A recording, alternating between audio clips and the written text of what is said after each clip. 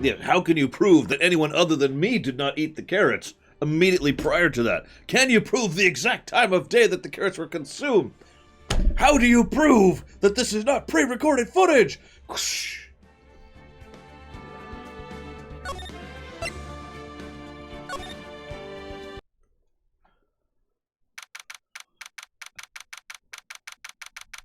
Screen shake.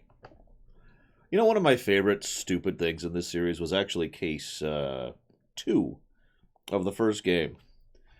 And it's actually in the highlight reel, because there's this bit where pink-haired, I can't even remember his name and I don't care. He's definitely not French. Pink hair was like, so he's answering questions, and Ace, and he says, so she went into the corner? Yeah. Well, what did you do next? Well, I chased after her, of course. He's just so casually. It doesn't mean anything. It doesn't indict anything. It's just he so casually answers, well, I did this.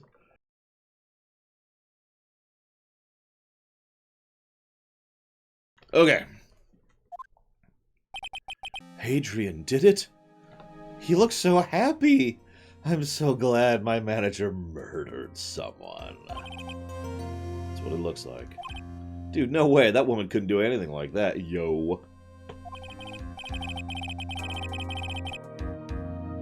In court today, there will be a mountain of evidence that will implicate you. A mountain of evidence? Yeah, I'm certain there's someone out there trying very hard to pin this whole thing on you.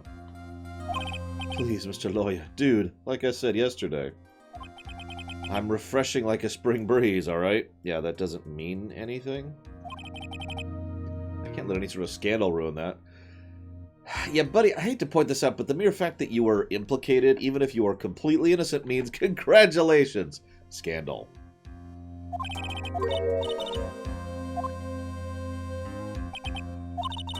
Mia, we must get a complete acquittal today. I know, but I can't focus on Maya's situation right now.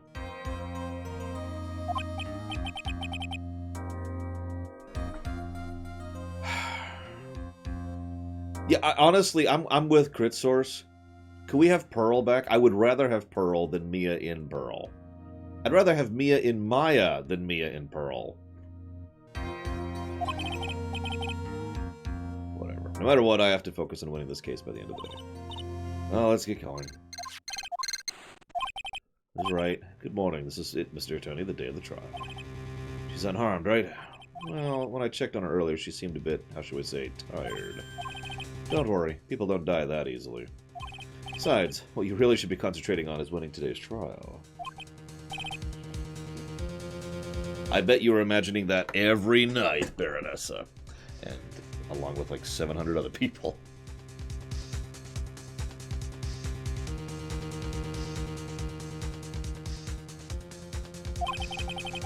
For my sake as well as yours, you must win today's trial. Which is why I sent you a little present this morning. The world... You'll figure it out once the trial starts, and even if you don't like my gift, I expect you to graciously accept it and win the day's contest, if you please. Mr. Lawyer Dude, who was that? The guy your manager hired, or you hired? One of the two. Or maybe the guy who was the victim hired him. That's possible, too. Do you know he's going to get longer? Oh, God. Mia possesses Edgeworth. Wouldn't that just look like Francisca with a larger chest, though?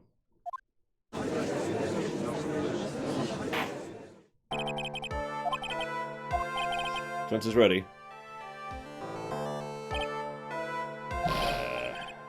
What happened to Miss Von Karma? I don't know. Why are you getting mad at me?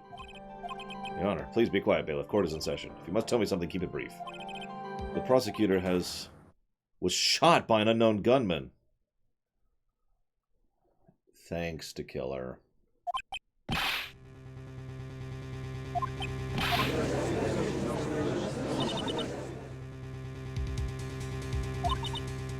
think this is the president he was talking about. No kidding. Miss Von Karma is one of the top prosecutors in the country at the moment. If she were to disappear, it would be to your advantage. This is insane. Is she alright? I don't have that answer. She's alive and in stable condition.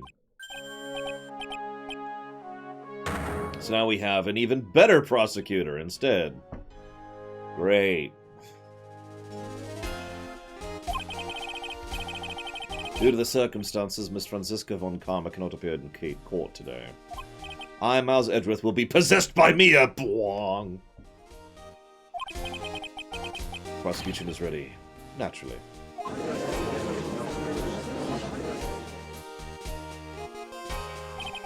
Miss von Karma was shot in the right shoulder and is undergoing surgery. Luckily, I have overlooked this case and am familiar with the details. Prosecution seeks to prove the guilt of Mr. Matt Ungard. Court acknowledges prosecution. Right, I finally found the answer I was struggling for on my long journey this past year. By the time this case comes to an end, you too will know the answer. Now then, the prosecution would like to call its first witness. You know why this irritates me? Edgeworth's a decent guy, right? I'm presuming. I haven't played the third game or his games, but I've been getting that vibe. He's a decent guy, right? So, we have to prove this guy's innocence. And what do you want to bet that it's going to lean towards he's actually guilty? Because I am now 99% certain, because of the fact that Edgeworth is here, that he is going to... that Ungard is in fact guilty.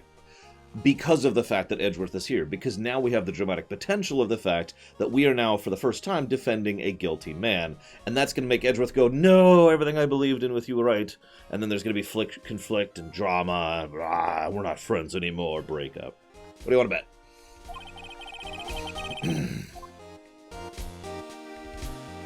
Especially since Edgeworth's big thing was truth. And now we're going against the truth.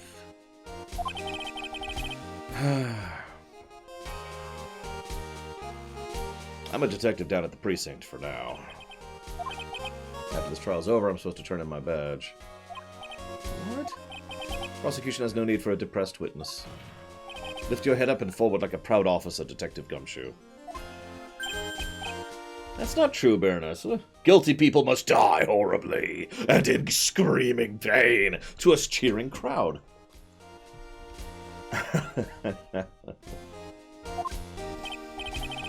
Now let's have your testimony.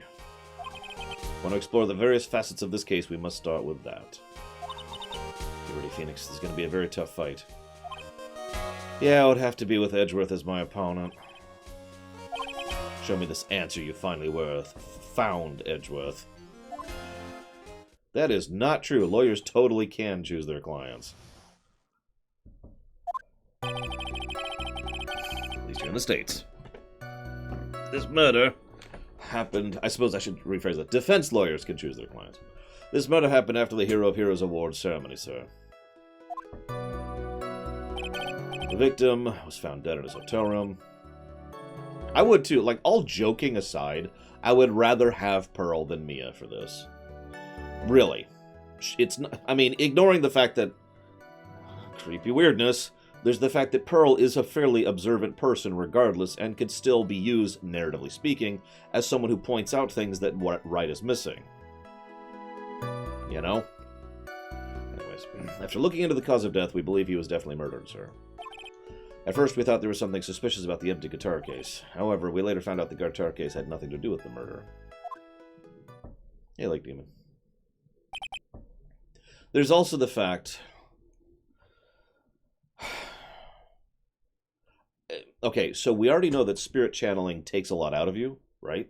Like, Maya had to recover for a while after Mia was in her for a while. Now, I know Maya's kind of out of touch, but we know it does take a lot of mana or stamina or whatever you want to call it, right? Ergo, wouldn't it be better to use Mia when we really need her, rather than just keep her in flux when we kind of don't? You know what I mean? Especially since they already, rather intelligently, decided to use Mia for Maya, and as a way to kind of connect between the two. Right?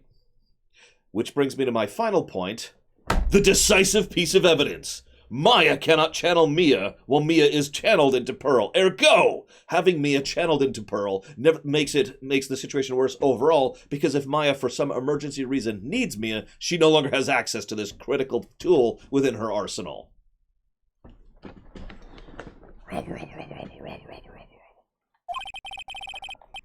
After the award ceremony ended, the victim was alone in his room. Yes, sir. Both the victim and the defendant went alone to their rooms, sir.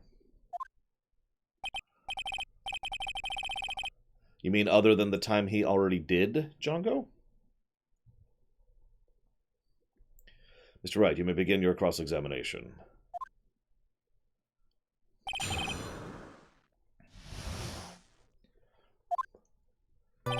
Murder happened on the hero of... Blah, blah, blah, blah, blah, blah. Would you please give us a brief timeline of what happened after the ceremony? Okay, ceremony started at 6, ended around 8, and there was a short break.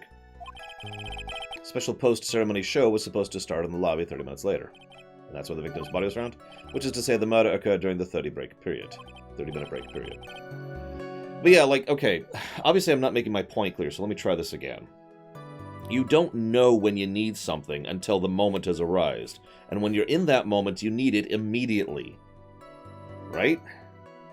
Ergo, if a time comes in where Maya has a sudden need for Mia, either because she sees an opportunity to escape, or because she needs to defend herself, or whatever, or maybe she needs to just disguise herself as someone else, she no longer has that tool at her arsenal, because it's currently being occupied, or at least theoretically. I am, of course, speculating here. Unfortunately, Amber Eyes has proved that my argument is not conclusive. So, in true prosecutor fashion, I am now going to shoot Amber Eyes. There we go. I'm afraid the defense attorney, Amber Eyes, can no longer testify. I'm going to do it in open court in front of everybody, too. I don't use a whip, I use a gun. And when I say a gun, I mean like a heavy bolter, Warhammer style. Alright. And there's just a hole on the other side of the room. The person who discovered the victim's body was Adrienne Andrews, correct? Yep. Who is this Adrienne Andrews you're talking about? She's the defendant, Matt on Guard's manager. In AA, in this setting, I would totally be able to lift a heavy bolter. Because nonsense. And it's my quirk. It's my quirk to carry around a giant gun that is physically impossible for me to wield or shoot. And shoot it one-handed, just to be absolutely stupid about it. She's a pretty lady. I wonder if she'll grace us with her presence. Judge, can you turn it down a bit? When the post-ceremony show is about to start, she went to get Mr. Ungard. Oh, throwing carrots is better. Okay, compromise. It's a Gatling gun that shoots carrots. And it's one of these, it's the crank kind of gun. I forget what those are properly called. And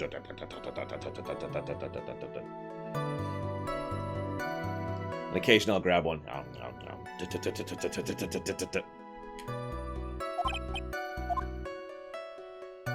After looking into the cause of it, I should be saving. Remind me to save constantly. There's a reason, but... Cause of death. Wasn't that because Mr. Corda was stabbed in the chest? Only a careless amateur believes something so brainless as that, pal. Take a good, hard look at the crime photo. Now, a real pro's attention will be drawn to this here bandana.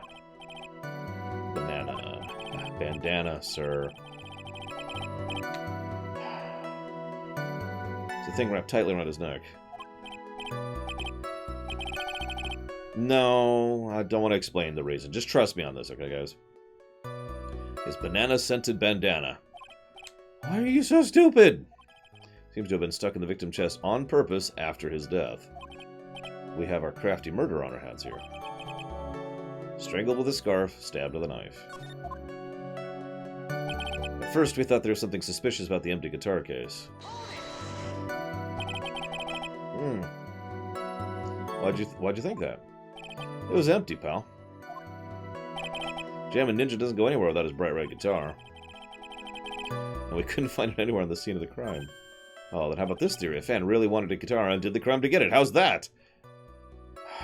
I mean, super fans who are stalkers have done violent things like that before, so...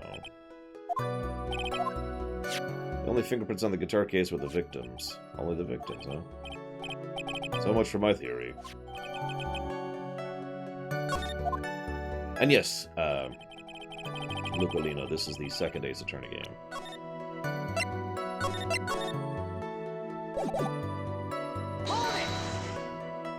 What convinced you it had nothing to do with the case? The guitar wasn't at the Gatewater Hotel that night. Well, where was it? The bright red guitar was eventually found at the TV studio. The victim had apparently only taken the case with him, sir. So you mean he forgot to put his guitar in the case? Yes, sir. Even when he was on stage for the ceremony, he didn't have his guitar. The guitar case is empty before he even got to the hotel. Yeah, that's right. So it really had nothing to do with the case at all. I believe that is enough. First, the victim was choked to death with his bandana. Then, after the victim was dead, the killer deliberately stabbed him with a knife. Which brings me to my next point. Why then did the police arrest Matt on guard? Because there was reason enough to suspect him. Very well. Detective Gumshoe, please testify this matter. Yes, sir.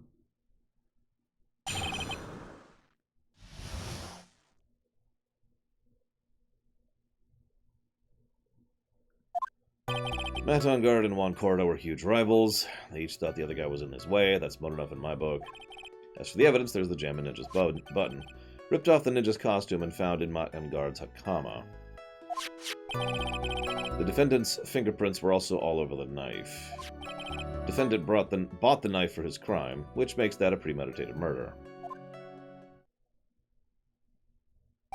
Yes, second of 3, by the way, Lake Demon. So, defendant's fingerprints were found on the knife used in the stabbing.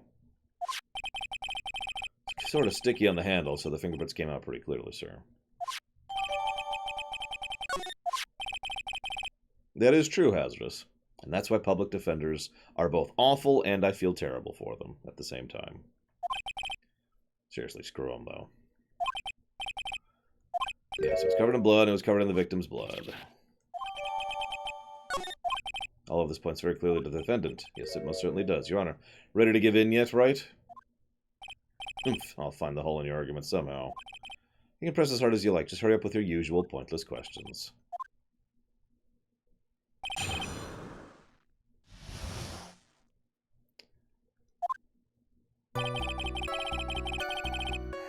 Matt on guard and Juan Cordo were huge rivals with each other.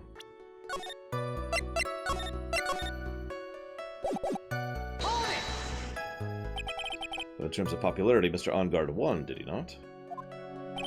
Yeah, but you know what's ironic, pal? Juan Cordo was always one step behind Mr. On Guard in everything. This year it seemed he'd finally caught up, ready for the big final showdown. Mr. Cordo lost the Grand Prix. That is too bad. He must have been pretty downhearted. They each thought the other guy was in his way. That's motive enough in my book. Wait just 1 second here. Mr. On Guard was beating Mr. Cordo in the popularity polls. Well, yeah, I guess. Which means that in the defendant's eyes, the victim was not a rival at all. Which means he had no motive to kill. That's weak sauce. That's so weak sauce. That's dumb. It's not... I guess if you put it that way, the defendant would have had no motive.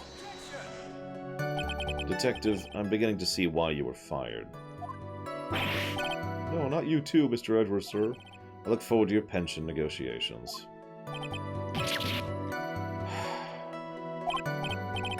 Now, Detective, let's continue with the testimony. Oh, my poor pension. Detective, if you value your money, I suggest you proceed. Yes, sir. We talk about my pension later, sir. What about what I was saying? Hello? Anyone? Nope. As for evidence, there's the Jammin' Ninja's button. Do you have any proof that button belonged to the victim? Only if you're rich already, Delbog. Huh? What do you mean, pal? Oh, let me put it this way. I'm asking you to have any evidence to back up your claim that this button was ripped off the Jammin' Ninja's costume. Huh? But can't you tell just by looking at it? And the victim's blood's on it. Anyone could have smeared that blood on there afterwards. Mr. Edgeworth, help me, sir. Thread. The button was attached to the costume by thread, and that thread snapped when the button was torn off. If you match the ends of the thread with the costume with the thread on the button, it's a perfect match. That's it, they're a perfect match, pal. That's Edgeworth for you, never misses a beat. Ripped off the costume and was found in Mr. Edgeworth's, Mr. On Guard's Hakama. When was this button found? Pretty soon after the body was found, we rounded up everyone who knew Mr. Cordo. Then we did a search on them all, and that's when we found the button. So it was almost immediately after the murder. The police didn't have the free time to lollygag and play tricks, unlike some people. Defendant's fingerprints were also all over the knife. How are the fingerprints arranged on the knife? What do you mean, pal? By examining fingerprints, you can determine how the defendant held the knife. For example, did he hold it normally, overhand? Oh, we didn't actually think of that. Hopeless. Were you paying attention to the testimony? The defendant's fingerprints were all over the knife. There's no way to determine how the knife was held at the moment of the murder. So is the defendant the owner of the knife, then? So. Yeah, I was actually going to point out, this is really weird. We're actually asking legitimately good questions, which are being dismissed as nonsense, which I don't think has ever happened before.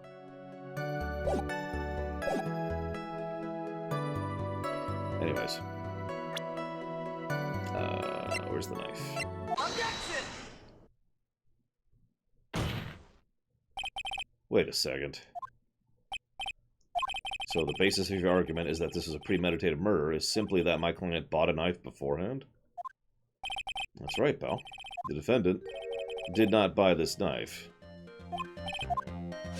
Take a good look at the handle of this knife, and you'll see what I'm talking about. Has a Gatewater seal set into the handle. Gatewater, I think I've heard that name before. Yeah, it's the name of the hotel. Uh-oh. The murder knife was actually property of the hotel, which means this murder was not premeditated.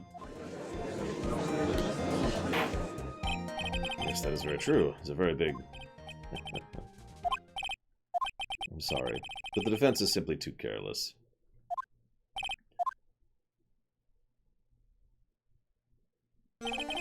I think whether the crime was premeditated or not, has already been determined. I admit this knife is hotel property. There is no one currently on the police force that is dumb enough not to realize this. But it didn't... Oh. Question is, where did this knife come from? Why, that's obvious. It came from the victim's room. Sorry, Your Honor, but that is incorrect. The victim ate his last meal before he was murdered. With that being the case, would like to draw the court's attention to what's on top of the table. A pre-existing knife. There's a knife and fork there. Then, where in the world did this knife come from? If it pleases the court, I would like to recall the room of the defendant, Mr. Matt On Guard. Especially what was on top of his table.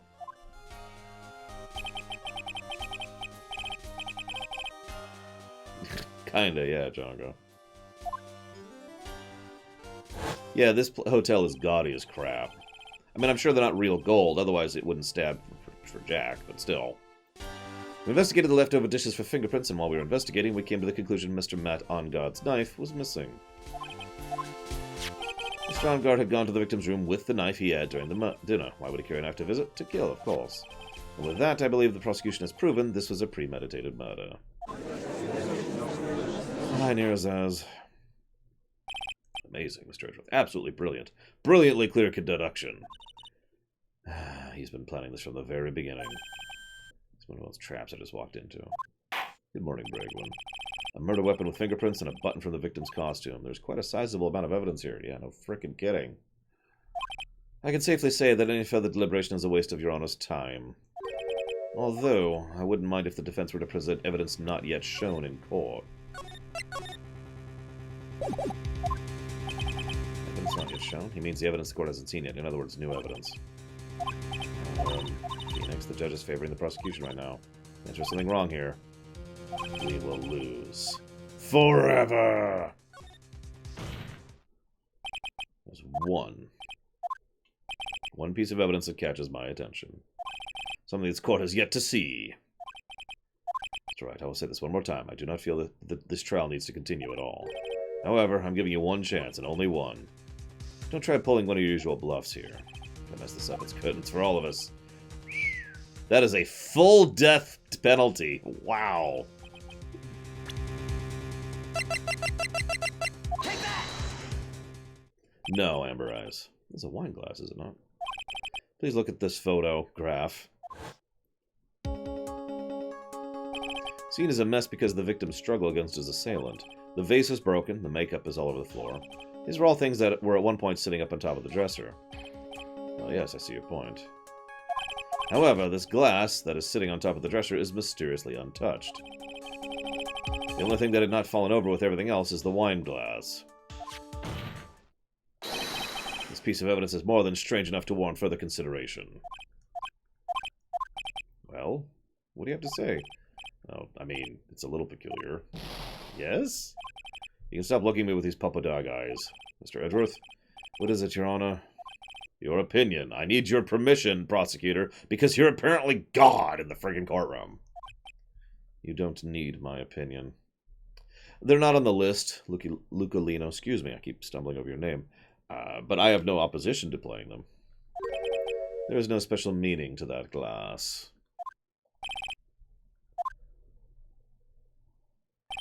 Safe to say the glass was set there after the crime took place. By the person who discovered the body, Adrian Andrews, for example. She could have easily been so shocked she set the glass down without thinking. There's no way! I can look for proof later. I get that bluffing is kind of our thing, but god dang it. The defense would like to challenge the prosecution's theory. We'd like to see something that proves Miss Andrews... It was Miss Andrews who set the cup on the table. You've turned the situation on its head yet again, as usual. Mr. Edgeworth, do you have any proof to back up your claim? Unlike Mr. Wright, I never say anything unless I have evidence to support it. You're not thinking hard enough today, right? No, he's not. He's kind of been stupid this whole game. It's irritating me a little bit. Do you think this wine glass escaped my notice? Of course it would have been thoroughly inspected for fingerprints. There was only one set of fingerprints left on this wine glass.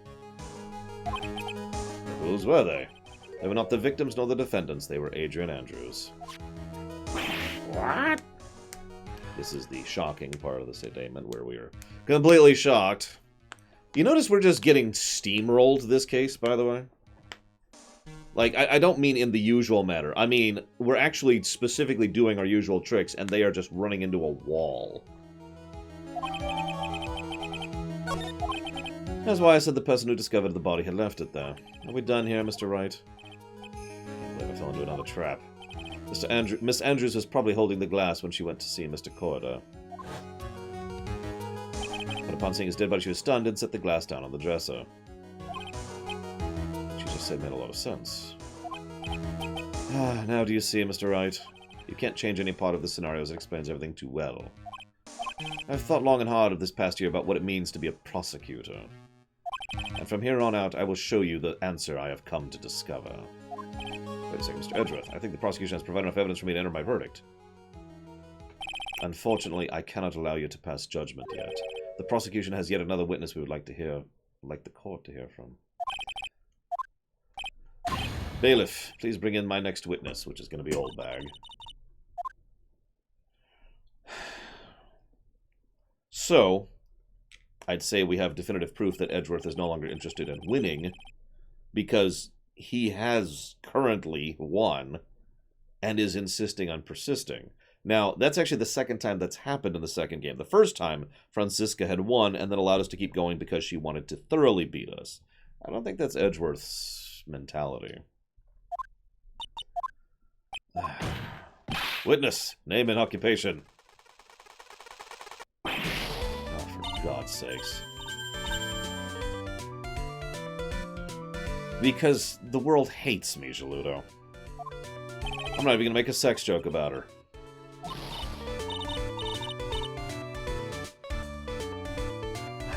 sex joke. Must not make sex joke. I saw the report with the testimony, but who know that under that helmet...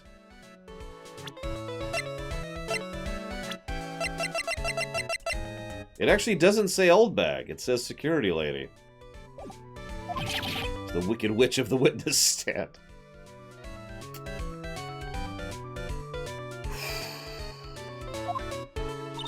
I tell you, this time I know what I'm supposed to do. I know her name is Wendy Oldbag, but what, it's not on the title, which is so weird. Today I'm going to tell you anything and everything. Even where I like to be No, okay, that's as far as we go. Even things that don't have to do with that terrible crime. Okay, the game got there before me. Miss Witness, that terrible crime is all the court needs to know. Shush, I'm talking to my dear Edgy Wedgie right now. Let's interrupt us, Gramps. Please, by all means, interrupt her. Please! Anyways, Witness, your testimony, please.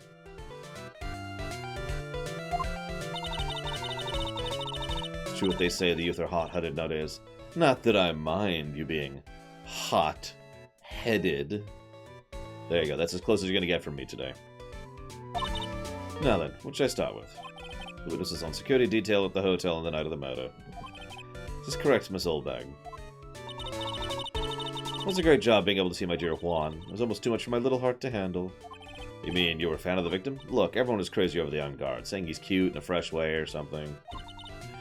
But not me. I wouldn't say anything so silly. After all, I have no interest in a little child like him. I'm interested in a real man, like Edgeworth. Anyway, as I was saying, I was pacing in front of his room that night. Leave it to me, Edgy Poo.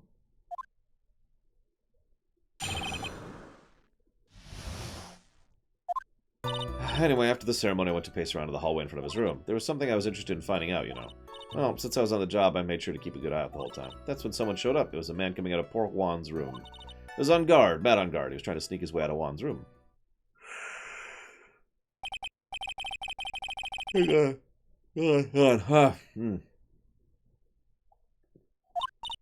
to be him. He's the murderer. I see. Well, Mr. Wright, you may begin your cross-examination.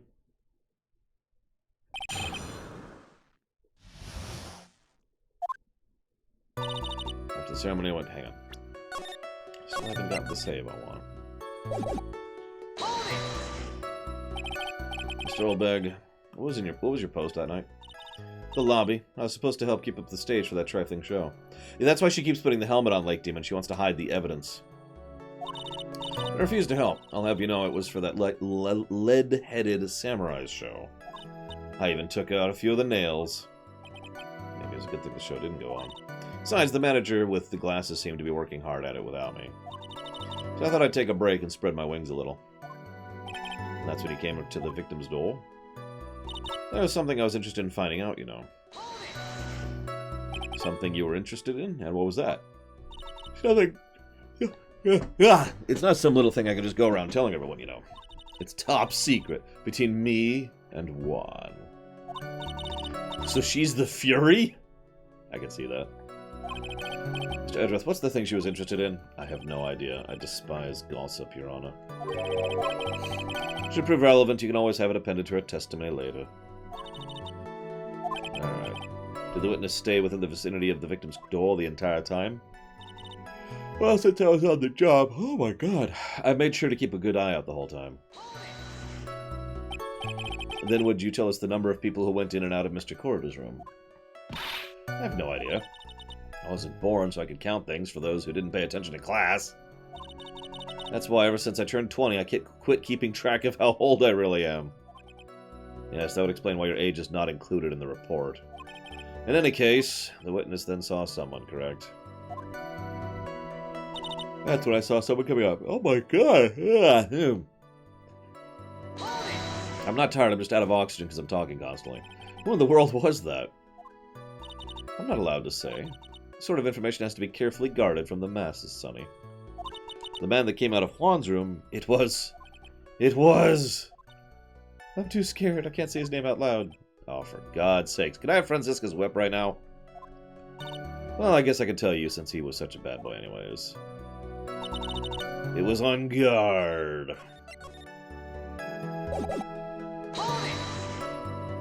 You saw my client? Are you sure about that? You see? Really? Annoying brat. When I say I saw someone, I saw that person. Oh yes, it's a deja vu. Maybe to avoid a repeat, I should delve into this further. Please tell the court more about the man's clothes in more detail. What a troublesome man you are. Really, as if something like that matters. But it does. Now what was it? Oh yes, it was that thing. What thing? The gaudy thing. The racing jacket. He was wearing that at the detention center, too. That thing's meant for nothing but seducing women out of their pantaloons. Oomph! Men! Right. So, Mr. Wright, was the testimony just now important or relevant in any way? Yep. Of course it was important. Then perhaps you'd like to point out what part of the testimony was important. Don't you see it, Edgeworth? Your Honor, I request what the witness said about the jacket be appended to her testimony. I don't quite see where you're going with this, but alright, witness, please. Oh, well, I don't like to badmouth anyone without reason, but if I must... He was wearing his flashy racing jacket. Honestly, it's all just for show.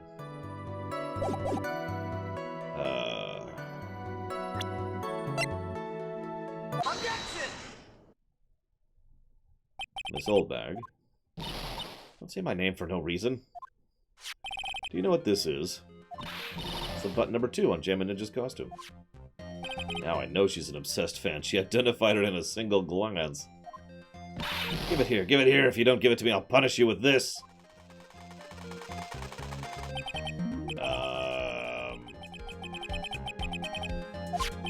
This button was discovered on Mr. Onguard's body during a full-body search. See? See? This button proves beyond a shadow of doubt it was that rascal Onguard. Yeah, it was caught up in the pleats of his nickel samurai hakama pants. See? See? And Onguard is the nickel samurai. Witness. Now, it may just be me, and I do have an active imagination, but just now, didn't you say the defendant, Matt Onguard, was wearing his usual racing jacket? Dot, dot. I'm so sorry. Sorry that you judge people based on what they wear. If I wore the trendiest dress, maybe you'd think I was the most gorgeous woman ever, but instead I have to put up with wearing this ridiculous-looking outfit. You'd agree this outfit is hideous, right? I got a tape recorder stuck in my chest. Let me tell you, it's heavy. So heavy, I wish I could switch to CDs ages ago, but I'm keeping the dream alive for all those kids out there I work hard with a smile on their face. Don't you understand? Now take a look in the mirror. Your clothes about interesting as a documentary on curling. You should take a tip or ten from Edgy Now, he's got style. Right? Now hold your tongue still there for 1 second. So what you saw in actuality was not Mr. Onguard, the man, but Mr. Onguard, the nickel samurai. So when you think about it, they're really one and the same anyway. Miss Oldbag, this is a very important point we're talking about. Edgy Poo, do you think so too? Well, it might be something worth considering. Just say it's important, agree with me for a change. Witness, think carefully and try to remember as much as you can before you testify. Alright, if you insist. I should be the one sighing, not you. Ah, for God's sakes.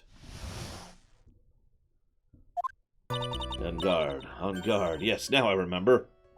The nickel samurai, that's right, it was the nickel samurai I saw. It would have had to have been convenient for him to wear his costume during the moida.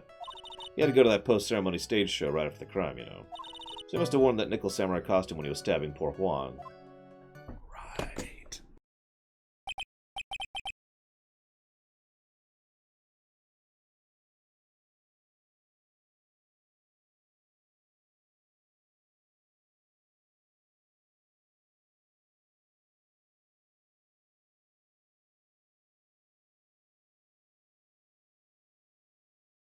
I'm pretty sure every witness in this game is a bad witness.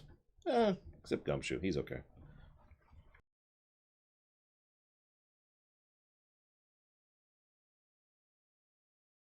I knew you'd say he was inside that costume. What? Did you think there could have been someone else inside the costume? Don't be a bad little boy thinking such rude things. But the possibility does exist. Youngins today, I told you. There's no way I could as anyone else. How do you know that? Because I said so, and what I say is the truth.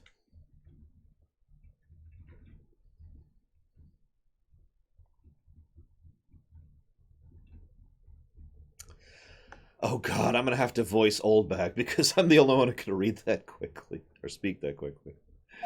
No! That'll be the one role I'll do for the Ace Attorney Theater, is frickin' Oldbag.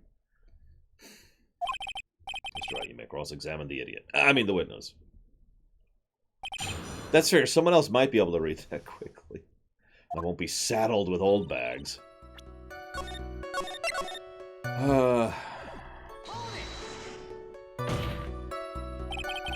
Please get on with your testimony.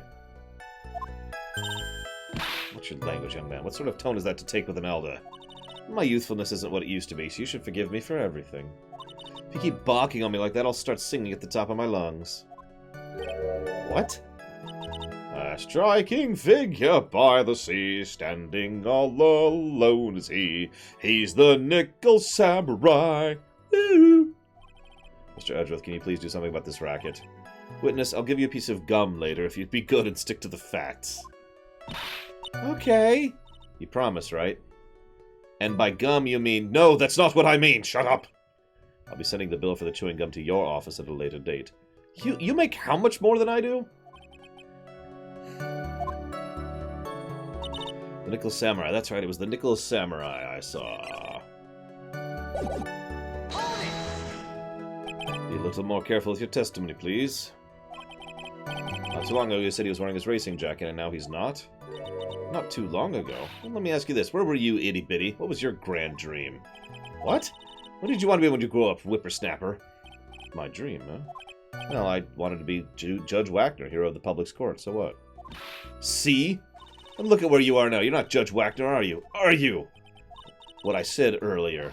Who puts any weight into things like that?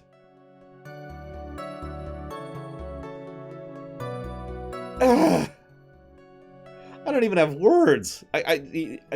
She would.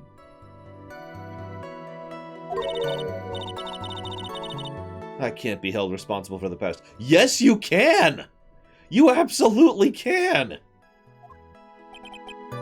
Where is my sword? God dang it!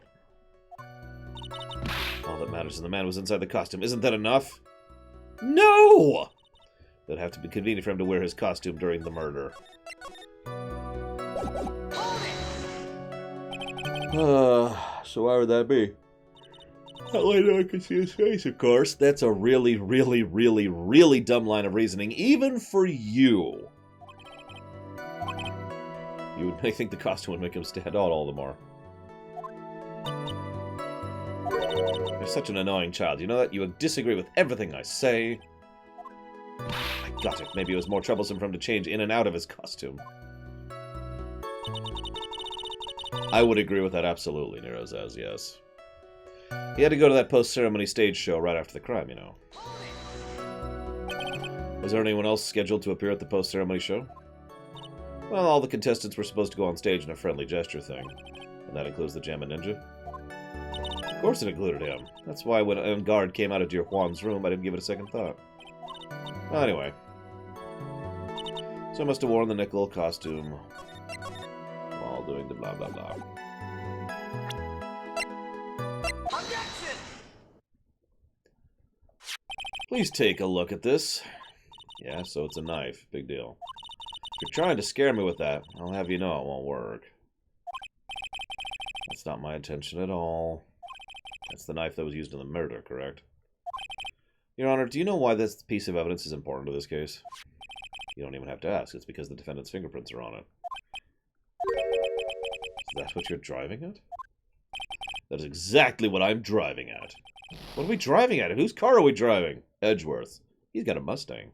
Mr. En Garde was really in the Nickel Samurai costume at the time of the murder. Then it's impossible for his fingerprints to have been left on this knife. Actually, he would have wiped all previous fingerprints on the knife right off. Oh, that's right. The Nickel Samurai wears gloves, doesn't he? He's probably took his gloves off before he began the stabbing. Why would he do that? Why would he do something like that? To leave prints on the murder weapon? There's no way he would do something like that. However, there's one possibility. Then let's hear your possibility. It's very simple. The defendant went to the victim's room while in costume as the Nickel Samurai.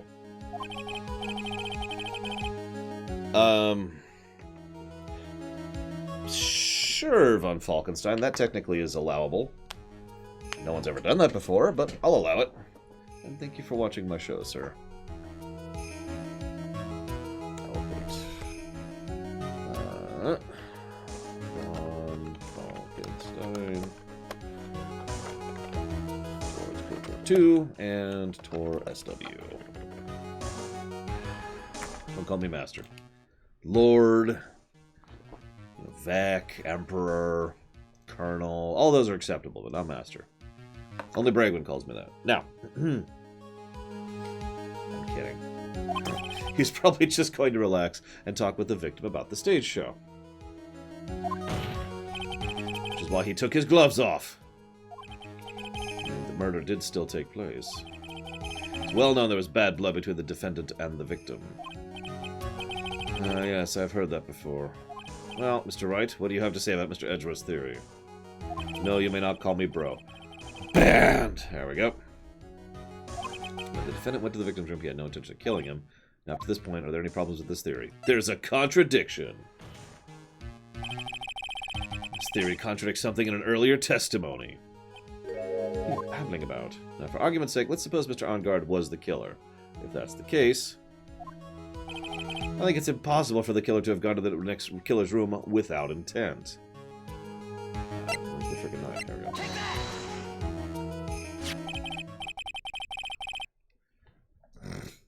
I'm not into that, Baronessa, sorry. You can call her that if you want. That's up to you two.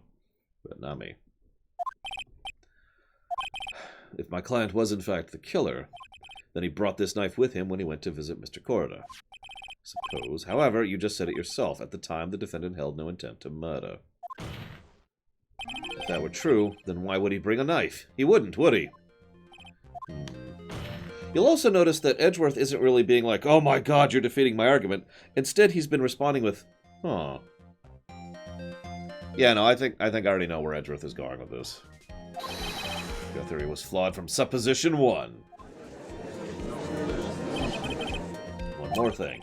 The murderer was wearing the costume at the time of the murder, then there should be glove marks left on the knife. Which means the defendant's fingerprints shouldn't be all over it like bees on a hive. And that brings me to my final point. This knife was planted by the real killer to hide their identity and mislead us. Order! Order, I say! Hey, Christopher Falcon. I don't know who this arch guy is, though. Why would the murderer do such a thing? To frame him, duh? To frame my client, of course. Aren't you forcing the interpretation just a little too hard on this one? Well, we just established the witness saw the Nickel Samurai in costume, and if that were true, then there shouldn't be a single fingerprint on this knife. Yes. Looks like I've made your life a tiny bit more difficult, huh, Edgy Poo? Witness, did you or did you not really see the Nickel Samurai? Well, I guess I might have forgotten, but are you saying you mixed up Mr. Engard with the Nickel Samurai, his character on TV? I mean, I can't really do anything about that now. Look, I was waiting out in front of the doors because, well, I wasn't waiting around for the Nickel Samurai, that's for sure. She wasn't waiting for the Nickel Samurai. Alright then, who were you waiting around for? That's top secret to anyone outside of security. You were waiting for Mr. Juan Corrida, correct? The way you think, you are a sad amateur with a terrible case of nearsightedness. Amateur? What am I an amateur of? Logic. Yep, no. She was waiting for... where is she? There she is. This is Adrian Andrews, Miss Engard's manager. But why would the defendant's manager be in the victim's room? Seems that this is the latest rumor in circulation, Your Honor. Oh, this is, I see. Judge seemed to be really into the article, if it can be called such a thing. The manager with the initials, are you saying it's Adrian Andrews? Without a doubt, the witness thought so as well. Looks like you found me out. Well, that's fine. I can throw away this whole sworn to confidentiality stuff then. Witness, what in the world do you... Watch out, Phoenix. I got a bad feeling about this. I got some information. Some very secret information from a certain source. Dun, dun, dun. So that's why I was doing my own little investigation. In secret, of course. Just for myself, personal reasons and all that. Well, Mr. Edgeworth, how will you proceed? I really don't want to do this, however, I cannot simply let this point slide. Very well, then. Witness, please testify about this secret information. Get ready. It's going to take the wind out of you youngins. I hate you so damn much.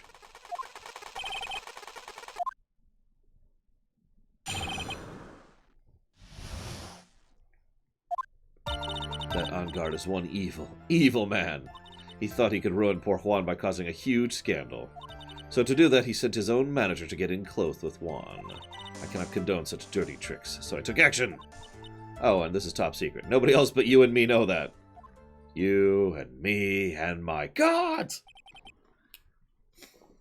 And, you know, the judge and the public viewers and the public recording, and if anyone's filming this. Nobody's above gossip. Objection! Mr. Edgeworth, what about this Adrian Andrews person? We have looked into this matter and found that the truth the article proposes is in fact baseless gossip. But should this be true, then this proves that the defendant did bear ill will towards the victim. It means I have to smash this rumor once and for all. Can I cross-examine? Yep, I am now a lawyer, guys. Actually, if you want a less joking, more serious question, I'm a better lawyer than everyone in this game.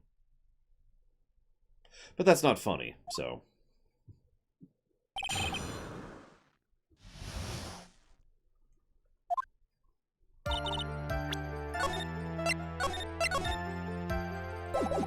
That on guard is one evil man. Can't say something like that without proof. That's just slander.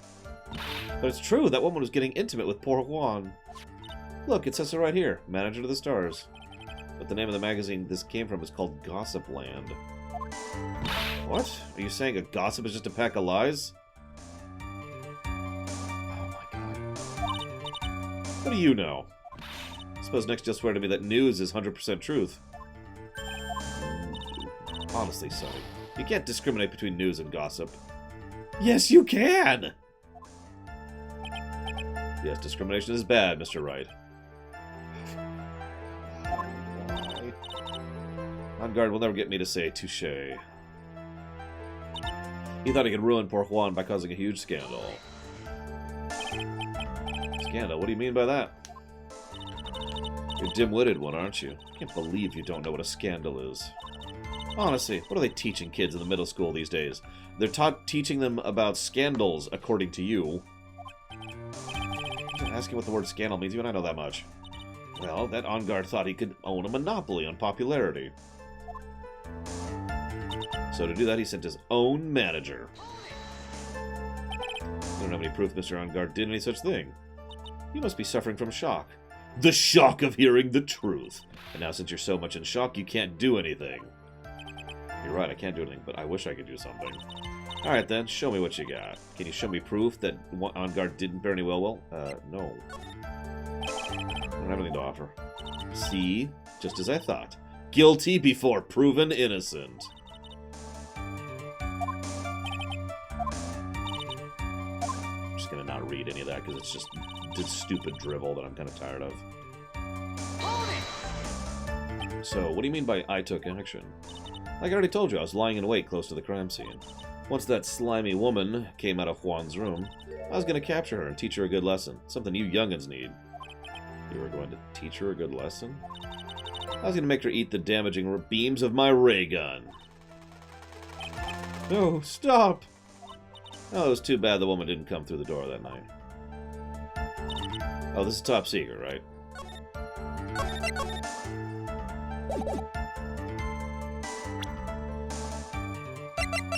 Objection! It's evidence. Whoop, yep, whoop, whoop, whoop, whoop, whoop. Sorry. Let's do this. Wait. What? I'm a busy woman. Tea time with the kids is over. Secret information no one else knows yet. If that's true, then how do you know this secret information? Well, that's because I'm a pro. Yes, that's it. Objection! It's a secret. Even if you drilled a hole in my brain, you'll never find out. Hold that back in a secret piece of information. Present evidence. The camera. You remember? Lotta lost her camera. Someone stole it, right? Like we've already been over this. So I guess this is probably the first time I've actually gotten that joke. You can't present the banana. You have to present the statement before presenting the banana, even though no new information is added. Penalty. Investigative reporter, Miss Lotta Hart. Oh, yes, I remember the mischievous girl. She reported she had lost a certain note she had written to herself. She reported such a thing? On that piece of paper, she had written down some of her outraged impressions about the relationship between the victim and Miss Andrews. Outrageous ideas, you say? No, I said impressions. Then everything written on this paper is completely meaningless? Aha, that's it. That's the note. No, you see, this is something completely different. It's my top secret list of groceries to buy. Then you were the one who took Mrs. Hart's note. I'm a huge fan of Juan's, that's why. That infamous puffy-haired whippersnapper. She's working with that evil on guard. She said so herself, "On guard, I'm his sidekick." She was so happy, smiling like a little duck. I was only checking to see what she had written. Edgy Pooh, you believe me, don't you? I was only trying to help out like the angel that I am. It's only one little piece of paper. I've never taken anything else before. You really should come up with a supply of cheese to match your vintage wine. It was only a piece of paper. I suppose we can overlook it just this once. Should I forgive her? Pile on the pressure. I'm going to get it saved just in case. Let's put it down here. I'll let up now. She'll get away. I have to find some way to inflict a deafening blow to the prosecution. Witness, you said the only thing you stole was the note. Is that correct? Stole? Why don't you listen anymore, you Karen Pratt? I saved this piece of paper from a terrible, lonely trash can, that's all. You're lying, damn it, and I can prove it. You're putting my credibility under scrutiny again? You are the least credible witness we've had in these games, and by God, that is saying something. Soul bag. I don't believe the note is the only thing you stole that night. How about the frickin' camera? Can I... Miss Oldbag. That note was with a camera inside its case, wasn't it? Yesterday, Lotta Hart was raising a huge stink over her camera. She kept saying something like, "My sweet $1,600 camera disappeared on me." What, witness? What is it, Gramps? If you have the note, then it's only logical you have the camera, too. Looks like you found me out again, Sonny. Is this the camera you're looking for? Oh my god, this freaking person. Oh. Even though I look like this, I'm still a person, you know. I still eat meals, I fall in love, and I borrow things from people. I think your definition of borrow is a little off. I saw that woman's business card, and that's when I noticed it said Slime Bag Celebrity Photographer Extraordinaire. Well, when I saw that, I had to know what sort of pictures she's taken.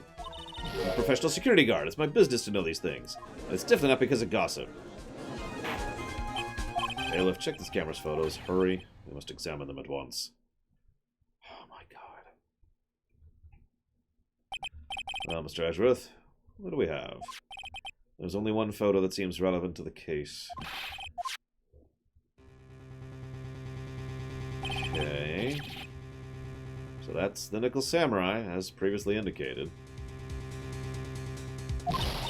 Told you, that's the guy I saw. prove the witness was not lying about that matter. What does all this mean, Mr. Edgeworth? This photo by itself does not prove the person is the defendant. However, in his own confession, Mr. Engard clearly stated that, at the end of the murder, he was still in his Nickel Samurai costume. If that's the case, then the Nickel Samurai is the defendant. I think this brings us to the end. We've examined every piece of evidence thoroughly. Final comments?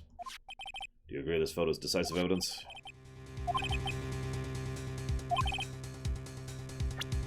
One road out. Getting in a backup save.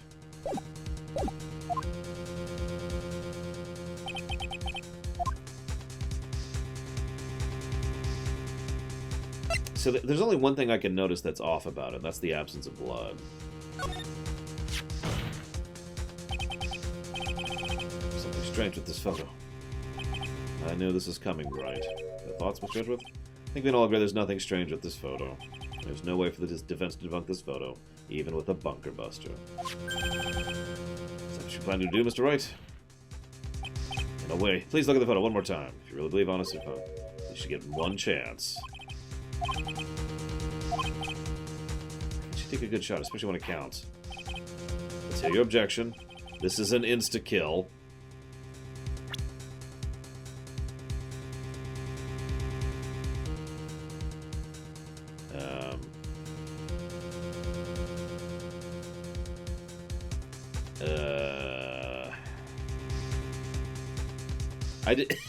I did save. As this... That's true, we can't see his feet, so he's too short. So... Sure. Say here-ish. I would like to direct the court's attention to this one area here. Are you pointing at his ankles? If you can see this person's ankles, that would be one thing. However, you can't. The costume of this person could not have been Mr. Engard. What's the meaning of this? Objection! I wonder if you would care to elaborate with actual facts, that is. Let's take a look at the Nickel Samurai poster. Please pay particular attention to the area around the bottom of the Hakama. His socks. You can't see his socks. You can see his socks. Exactly. However, in this photo, Nickel Samurai is clearly holding the Hakama up just to walk.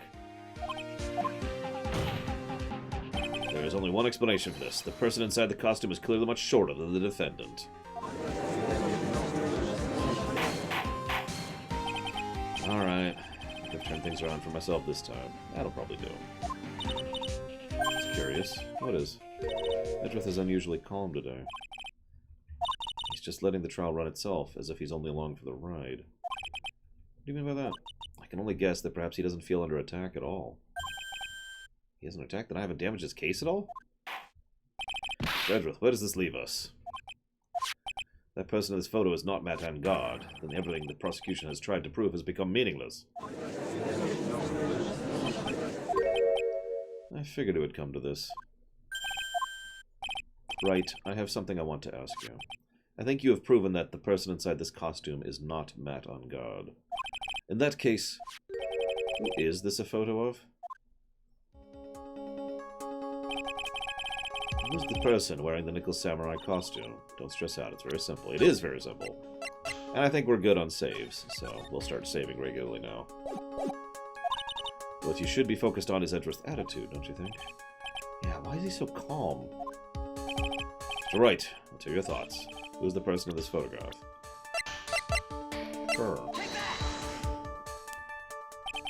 You have proven with total certainty that your client is not this person. However, can you prove who the actual killer is? No. Guilty! I know, we've all made that joke a dozen times. But, damn. If you want to know who that Nickel Samurai is, it's none other than this woman, who is short. That was actually part of her characterization, if you remember, is that she mentioned she was a small woman, and that's one of the reasons she had to present a strong front. For starters, she's short, and she can freely move in and out of Mr. Engard's room. Finally, she had dinner with Mr. Engard that night. How does that all add up? It means that it makes it very easy for her to get a certain item. A certain knife with Mr. Engard's fingerprints all over it. The knife that was used as a murder weapon. Why don't you just say what it is you want, right? I have to do this now. This is my last chance to turn this around. Defense moves to indict Miss Adrian Andrews in the murder of Juan Corrida. It was Miss Andrews who tried to frame the defendant for the crime. Order, order! Looks like the trial's hit a most unexpected development. We've never had someone else indicted as a criminal before. Yes, Your Honor. This court is issuing a subpoena for Miss Adrian Andrews. A verdict cannot be passed without first hearing her testimony. Alright, this is it. This is kind of bad for us. What do you mean? If Adrian Andrews is summoned to court as a witness, it means the trial will go on another day. Oh yeah!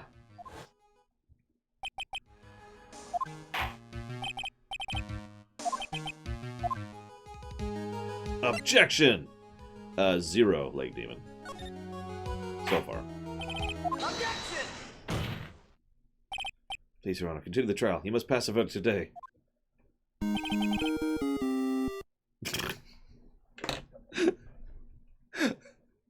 Love your timing, XM.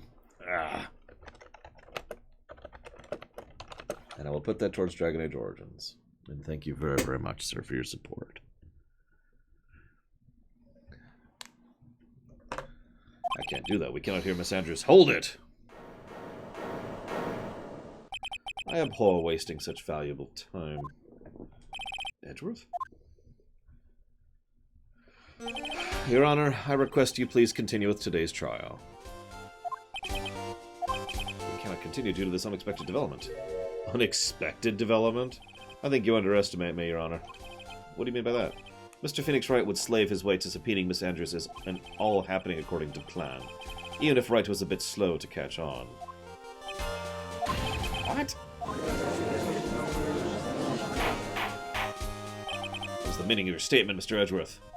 Miss Adrian Andrews is currently waiting in the prosecution's lobby.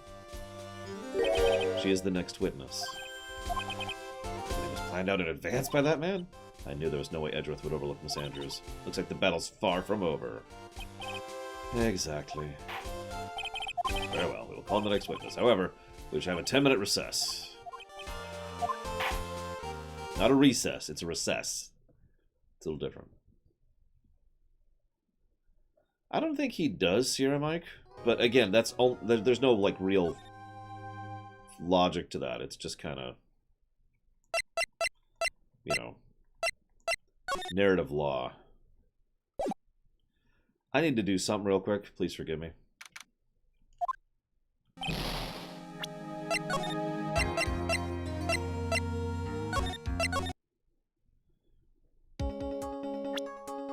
Just need to move my saves around. That's all I'm doing.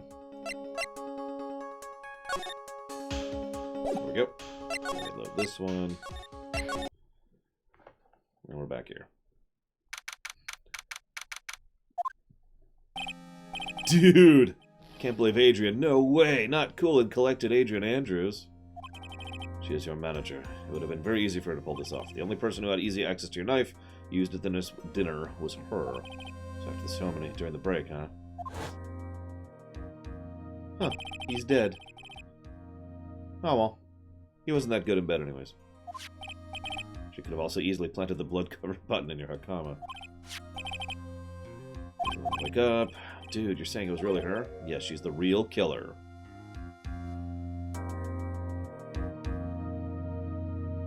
So I am 100% convinced that the killer is the real killer.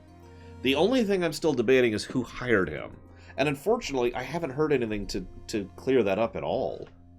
All three of my suspects are still equally suspecting. That being said, if that's not true. I take that back. I would actually say Andrews is probably the least likely suspect of the three. I thought she was buds with Juan. She has her own agenda. Own agenda? What are you talking about? I'm sure you'll see by the time this trial's over. It'll be alright. I'll get you acquitted by the end of today. Give me a verdict like that's refreshing like a spring breeze. You know what's refreshing like a spring breeze? This shotgun. Here, look down the barrel. Little bit closer. Phoenix. Oh my god, would you please go back to Pearl? You think her motive is related to Celeste Impact's missing suicide note, right? Yeah, I would say it is, as of this exact moment in time, and this is just my own stupidity, I would say it is equally likely that Juan or On Guard hired the killer. There's some doubt in both directions there. Miss Impact suddenly killed herself. See, the thing is, you're probably thinking, well, hang on, Miss Andrews said she would never kill someone. True, but that doesn't preclude hiring someone to kill someone. It's also possibly she didn't hire him to kill him, and it got out of hand. So that's on the board, too, so that's why she's still a suspect for me. With regards to On Guard, again, he the block thing didn't show up, but it's also entirely possible that he is, lying by telling the truth. In other words, well, I didn't kill him, Mr. On Guard did. It is also further possible that he did not hire On Guard to kill him, like we just mentioned with Miss Andrews. And I've already given my theory about Juan. I don't have anything else to add to that one. Nothing's changed on that front. There's one corner. So, that's why I think Miss Andrews got close. I knew it, Nami! You're the one who did it! How could you? Do we even know DeKiller's an assassin? He looks like a Bond villain, and his name is DeKiller. Yes, we know he's an assassin. Come on. Okay, in fairness, no, we don't. But, thank you very much, Nimi. Very much obliged and appreciate the support. Thank you. Don't mind me, I'm stuttering all over the place today. Yeah, narrative law pretty much says that DeKiller is the killer. That doesn't... No, I know, Velvetrix. The problem is who hired him. I suppose I am, admittedly, if we're being 100% honest, I am assuming someone hired him, which I suppose I shouldn't. So if we're to stretch that out, we now have 4 possible suspects. In order of likelihood, I'd say Juan and Mr. On Guard, then Andrews, then DeKiller himself. And that's my current judgment as far as suspect for being the one who's behind it. I'll have to get that suicide note back. One thing bothers me. Who was it that first told us about their relationship? Better stated, Miss Andrews' dependency issues with regards to Miss Impacts. It was Edgeworth. Looks like he's still the one in command of this ship. Don't let your guard down yet. Yeah, no kidding.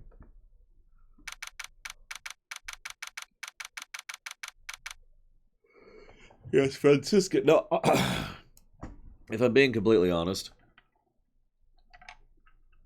I don't think Francisca's behind this at all. And my reason is very simple. She's not her father. That is admittedly my only reason for saying that. Court will now reconvene. Mr. Edgeworth, if you please. The prosecution calls the witness subpoenaed by this court, Miss Adrian Andrews, the person who discovered the crime in Mr. Juan Corrida's room.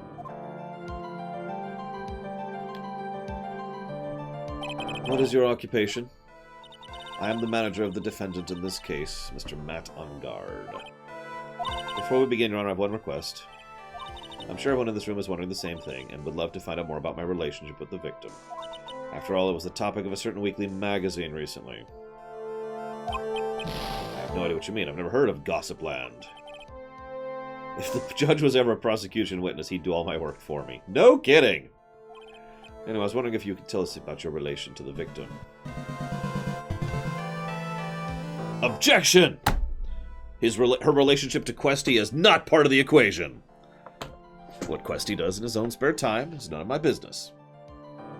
However, I am still very grateful for him providing support for Terra Enigma. Thank you very, very much, sir. I'll put that for Terra Enigma immediately.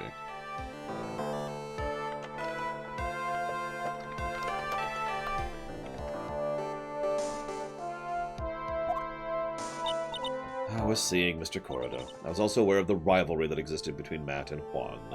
But this is a private matter between Juan and myself. So it was a fry and bait matter. Or was that bait and fry? Reminds me of fishing.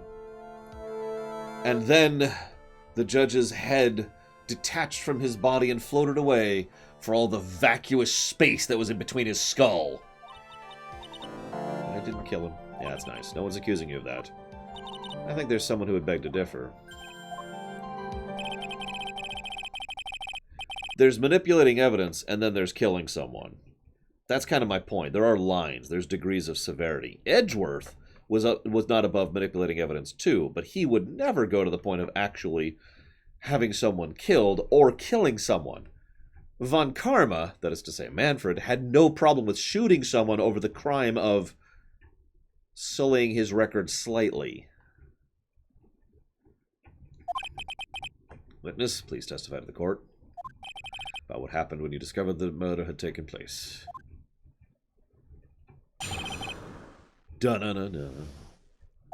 It was time for the show to start, so I went to get Matt out of his room. We're going to go back up to save slot 1 here. There we go.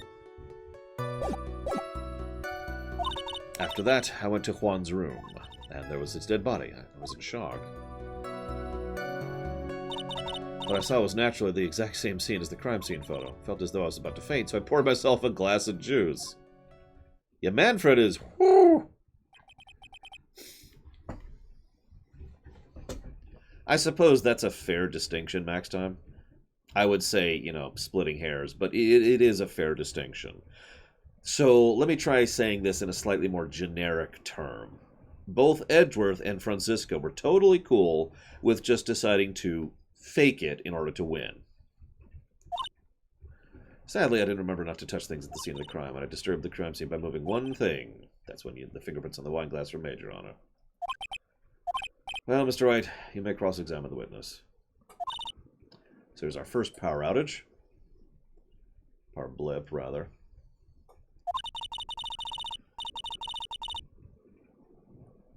That's hysterical and horrible, Baronessa.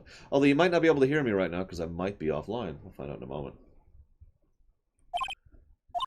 In order to catch a person like you, have to avoid head-on confrontations. You should disrupt her pacing. I've been saving. Don't worry. Please stop telling me these things.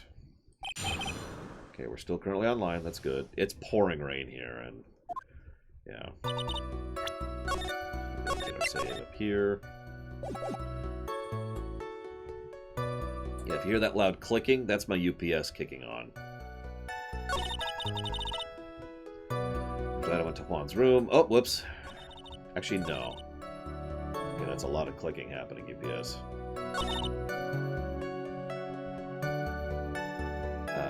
Whoop, hang on.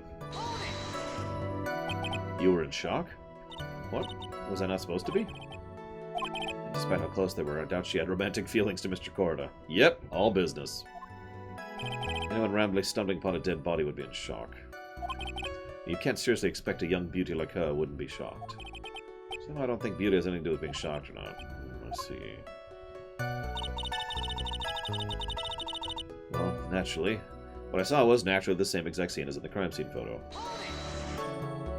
This is the photo you're referring to, correct? Yes, the one with the knife lodged in the chest. And the guitar case is like this too? Yep, open and empty.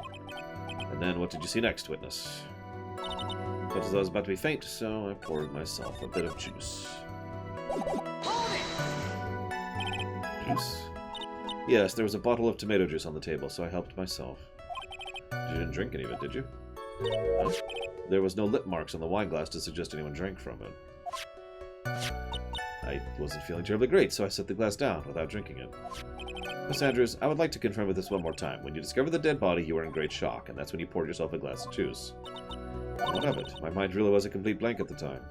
Your mind was a complete blank. I didn't think that was possible for you. Aren't you rude today? I was so dazed I made one careless mistake. That one thing. What one thing? Never mind. It's no big deal. What's she starting to say just now? Miss Andrews, I'm convinced that you, as you said, you made a mistake at the scene of the crime. Salty for me, personally, Baronessa. What I really want to know is what the mistake was. Actually, so would I. I'm sorry, it's just kind of embarrassing. When I set the glass down on the dresser, I accidentally knocked the flower vase over. Which means the guitar case was closed when she came in.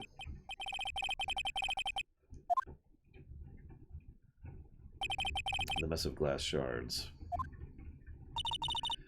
It was originally on top of the dresser. but when I bumped into it with my elbow, it fell into the guitar case. Why did you withhold such an important piece of information?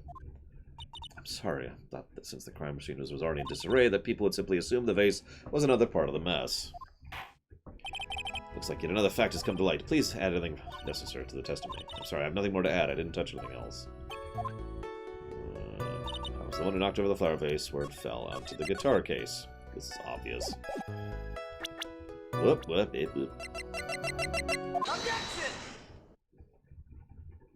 You testified you knocked the flower vase over, is this correct? And are you sure it fell into the guitar case?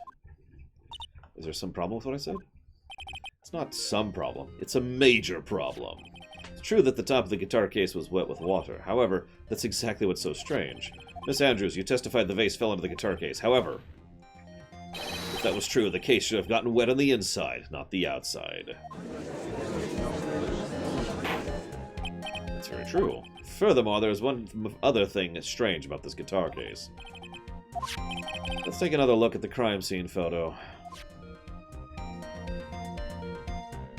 The remains of the vase are scattered on the floor. And what's wrong with that? If the guitar vase was open when the case fell, the glass shards would be inside, not outside the case. Just making my point more thoroughly. What's your point, right? That the case was closed at the time the vase was knocked over? Is that all? No. Think back to what Miss Andrews testified. She said she didn't touch... Other than the vase, she didn't touch anything else. Yes, that's right. She did implicitly say she didn't touch the guitar case. But the whole matter with the guitar case is a dead end. The bright red guitar was found at the studio. It has no bearing on the case at all. That may very well be. However, the empty guitar case does seem to have no relation to the case, doesn't it? It's okay, Luco. I don't blame you. I enjoy 10-2 for what it is, but I understand full well how flawed it is.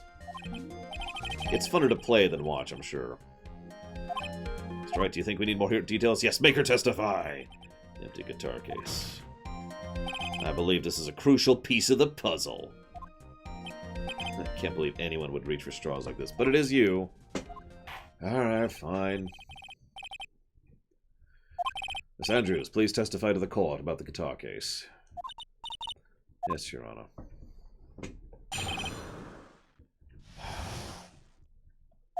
I don't remember too clearly because I was a bit dazed. I suppose I must have opened the guitar case after I knocked the vase over. It's not a big deal, though, right? The case was empty. As for why I opened the case, I don't know.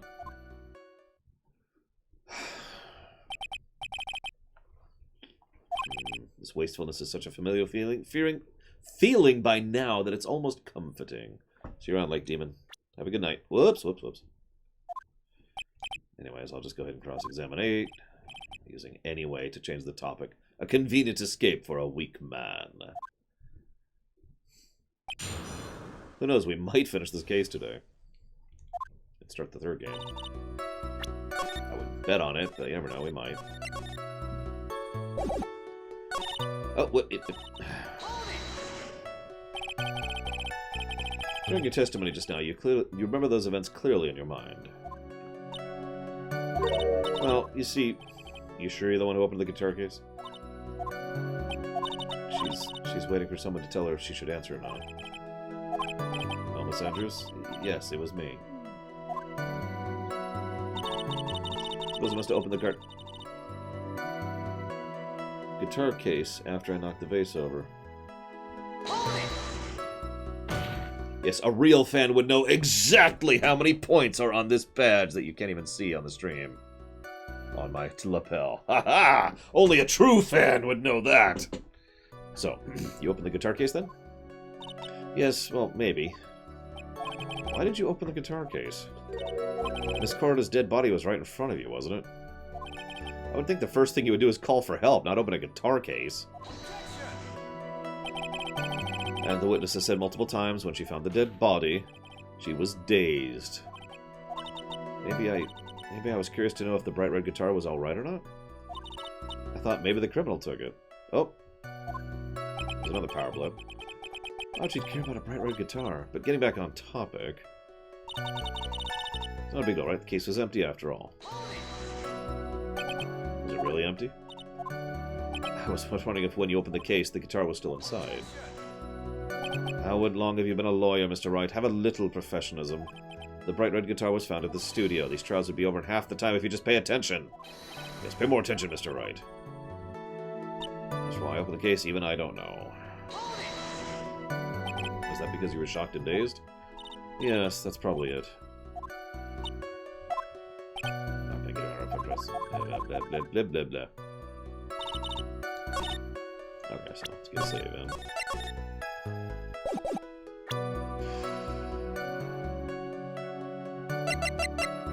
Feels weird to present this again, but whatever.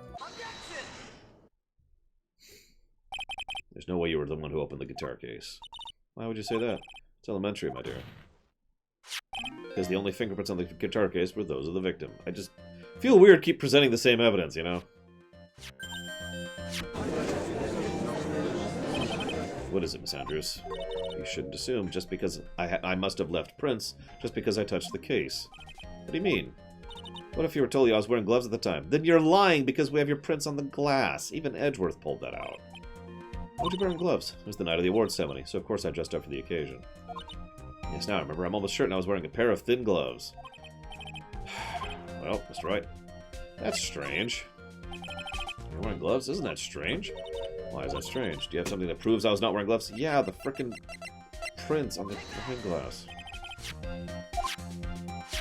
The wine glass? You left your fingerprints very clearly on this wine glass.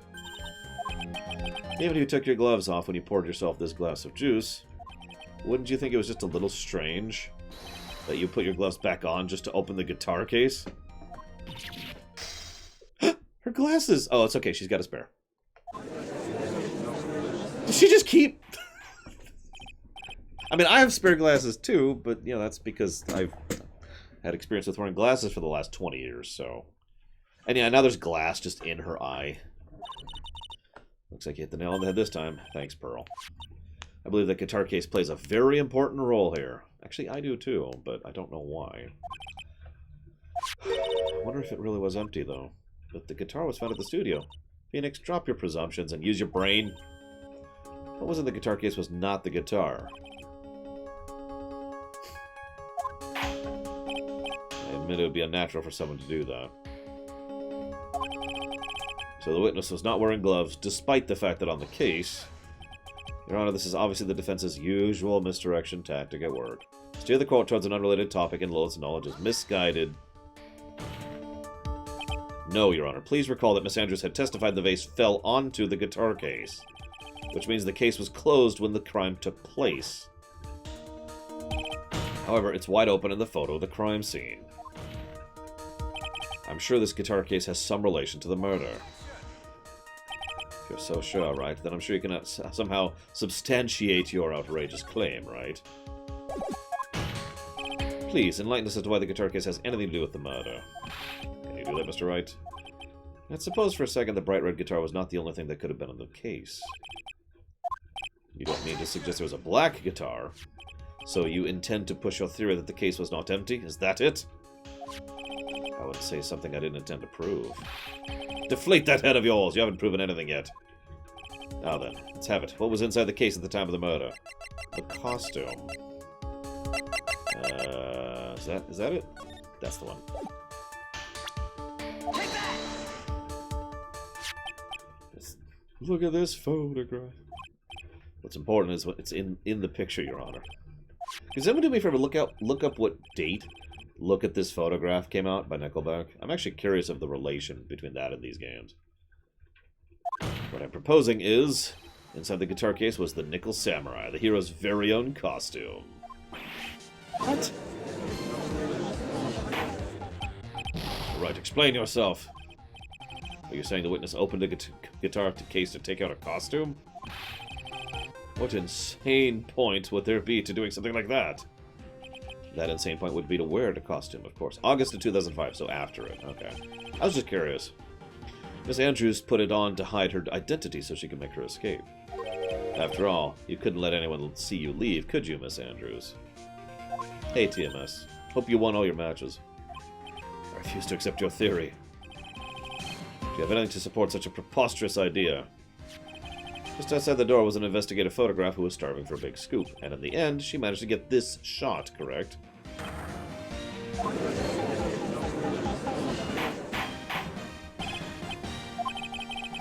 Looks like we've wandered into another mess again, haven't we? Oh, that's fair. I don't know when they were localized. You know my strategy. Speak first, think later. Not a good strategy. The real murderer was hiding inside a costume. If the translation was 2004, that still puts it before the song, though. It's just interesting because there's been plenty of other pop culture references in the localization. I was wondering if that was deliberate. Oh, it's very simple. Anti-Sniper. Love the name, by the way. So, anytime something is demonstrably improving my opinion of the game, either on the story axis or the gameplay axis, it gets a positive. Anytime something actually detracts from my enjoyment of a game, it gets a negative. And then we just tally them up and put them all down. That's actually it. That's all there is to the system. The Nickel Samurai's costume would have been Mr. Matt on guards. Why would something of the defendants be in the victim's room, and inside his guitar case? True, this is a little baffling. Mr. Wright, the court would like to hear your thoughts. It was a spare, duh. Mr. Onguard did not take his costume off during the break period. In that case, the costume we were talking about was a spare one. Then, are you saying that on the night of the murder, there were 2 Nickel Samurai costumes? There's probably like 7. Oh, if it's in brackets, that's something we're still debating. Something we haven't actually codified yet. I like to jot down notes, just to kind of, like, be like, well, this might be a positive, but I want to see more of the game before I make up my mind. That kind of a thing. How do you explain the costume was inside the guitar case? It would mean the victim himself brought the spare to the ceremony on purpose. Why? The victim, Miss Corda, was the Jammin' Ninja. Oh yeah, and an X is 10, obviously, sorry. Why would he secretly bring up the Nickel Samurai's spare costume with him? What could be a reason behind such a peculiar act? See, my first thought... Objection! What are you mumbling about now? Have you just been rambling all this time without any sense of inner monologue? Huh? No. Mr. Wright, please explain yourself. Oh my god. Why do you think this victim had the Nickel Samurai's?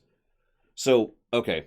I was already in this direction, and I just realized it. Yeah, the announcement, which if you remember, On Guard sounded legitimately confused about. He was like, well, hang on a second. Right? I didn't know there was going to be an announcement. So, that means Juan was going to do the announcement, and he was going to go up dressed up as the Nickel Samurai to do something, probably to slander him or otherwise ruin his reputation as part of their ongoing rivalry. I can totes explain this one. And yeah, as much as I hate to be the kind of person to bring this up, but I don't really believe in such a thing as a video game that has no gameplay elements, although there can obviously be an absence of good or bad gameplay. But as I said before, for me, being able to choose the things, selecting the evidence, and mousing around and finding stuff effectively is the gameplay of the game. Similar to how in a choose-your-own-adventure, the gameplay in that would be actually selecting, you know, I want to go to page 93, and then go to page 47, and so forth and so on. I know that's a weird analogy, but there you go. This is what I think. The reason the victim was brought to Nickel Samurai's spare costume in the hotel was... On the night of the murder, after the stage show, the Nickel Samurai was going to hold a special press conference. A press conference? Yes, the Nickel Samurai was supposed to confess something at this conference. Heard about this as well. For once, you're not making something up, right? Damn, Edgeworth! Come on, give me some credit. But what struck me as strange was that Mr. Onguard himself said he had no idea he was supposed to be holding a press conference that night. But how can that be? The way I see it, that can mean only one thing. The conference was set up by none other than the victim, Mr. Juan Corrida himself. Yeah, there's not enough romance for this to be a visual novel. I'm kidding, I'm kidding. The only romance is between... Nope, we're done. The spare Nickel Samurai costume was prepared for that very ceremony. Overall, I would say the second game does feel worse than the first game. Pretty much across the board. I don't think it's terrible, but I do think it's lacking in comparison. The cases aren't as well structured, the characters are less interesting, or more one-dimensional, and the only thing I would say it does noticeably better is the cyclock, which I do actually like that as a mechanic. So, better and worse. Mostly worse. How would the victim do such a thing? Something I don't quite know yet. What I'm concerned with right now is what he intended to reveal at the conference. Pearl is a saving grace. I'll agree. Pearl's awesome. The Nickel Samurai was going to confess something. And by confess, I'd wonder if he was going to reveal something about himself. That could be, Nerazaz. It's entirely possible. We'll see what I think of when we get to Game 3, because I haven't even touched Game 3. We're going to speak about Matt on guard. Yeah, I guess that would mean... But if that's the case, it's not a confession. That's a public disclosure. Miss Andrews, I can see why you're pros at what you do. We kind of suck. Yeah, just as you say, the press conference was set up by Juan. Miss Andrews, please offer explanation for this. I was the one he asked to help set it up. And the person who prepared the second costume for him, that was also me. Juan had bet everything on Jammin' Ninja this year. If he lost the Grand Prix, he was going to make sure Matt was going down with him. That's what he thought, anyway. He was going to ruin him. It looked like somehow Juan had his hands in a secret so powerful it would destroy Matt's acting career had it been revealed. Interesting. What? You know what the secret is, Miss Andrews? That's something only Juan knew. I don't actually know what it was. I've probably been coming off quite suspicious to everyone, but that's to be expected. I've been trying to protect Matt, after all. Protect Mr. On Guard? And yet again, another strange bit of truth comes to light, it seems. Hi, Baron. Miss Andrews, if you could please tell us the truth about your favor. I would bet full money that the reason that she was going along with Juan's plan to torpedo her client is because he was holding back his knowledge about the suicide in exchange for that. Quid quo pro. That's just a guess. I don't know. I guess we'll see in 5 seconds here. From the moment I saw the crime scene, I had a feeling that Matt was the murderer. Wow. Matt had to kill Juan no matter what, and he didn't have an alibi for what he was doing at the time of the murder. My thoughts were confirmed by the evidence, of course, the button and the knife. But I'm Matt's manager, so I felt I had to protect him. Well, that's a load of horse pucky. Excuse my language. I am the logical type. No, you are not. Yeah, I'm trying to, like, mentally block out half a chat there, because I haven't seen anything past 2. Hell, honestly, I'm basically in new ground now. Although, as Jongo has pointed out, it's possible I remember bits of 2, because I have played this game before, and I don't really have a way to prove or disprove that even to myself. 3, we will officially be completely into new territory, so I can officially say anything I come up with there is pure deduction. Okay. Yeah, everything. Okay. I mean, someone already told me that the killer's name is Shelley, which kind of gives away that card she's flipping around. First game. No, it's okay. I'm just pointing out why I'm trying to block out chat right now and why I'm not responding to people as usual. I would say the first game was definitely fun and boring at basically the exact same time. It felt like I had to slog through the investigations, which I didn't like both from a story axis and a gameplay axis, to get to the trials, which I actually enjoyed quite a bit. I would say several of the trials were reasonably well constructed. However, I will also say that there are several points where the game was just immensely frustrating. I do kind of get that, you know, that's kind of the style and approach to the game design. But I do feel, and this is just my personal opinion, I do feel it is a little flawed, the fact that these games have absolutely no branching narrative whatsoever, when the format supports such a concept. Again, I'm not sure if that's a full negative or not. That's actually the one we're debating right there. Anyways, from the moment I saw the crime scene, I had a feeling that Matt was the murderer. Can I save? Yeah, there's a little bit too much drama for drama's sake, which I don't care for in general. Would you say that your intuition was speaking to you? And yeah, that's another thing. I know this is going to sound strange, but one of the things I enjoy is when a game allows you for a I don't know what it's actually properly called in game design, but it's when you get to a fail state that allows you to keep going, right? In other words, when losing the mission or losing the battle or whatever does not end the game and does not involve reloading a previous save, like this game does. Anyways, don't confuse my methods of reasoning with your own. I would agree with that, Django. That's kind of my point. If you want to prove that someone did something, you need 3 things. A motive, an opportunity, and decisive evidence. Sure. If you think these 3 things come through, the answer becomes quite clear. They didn't teach that to us in school. Sure.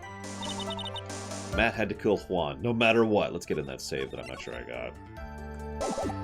got. See you around, Amber Ice. That being stated, a branching narrative would be nice, but I do have to add one other thing, and that's something I would prefer more. A little less spaghetti logic when it comes to the construction of things. I've actually already pointed out something recently. There was the thing where I had to press the statement, then present the camera, but if I presented the camera, it was actually a penalty.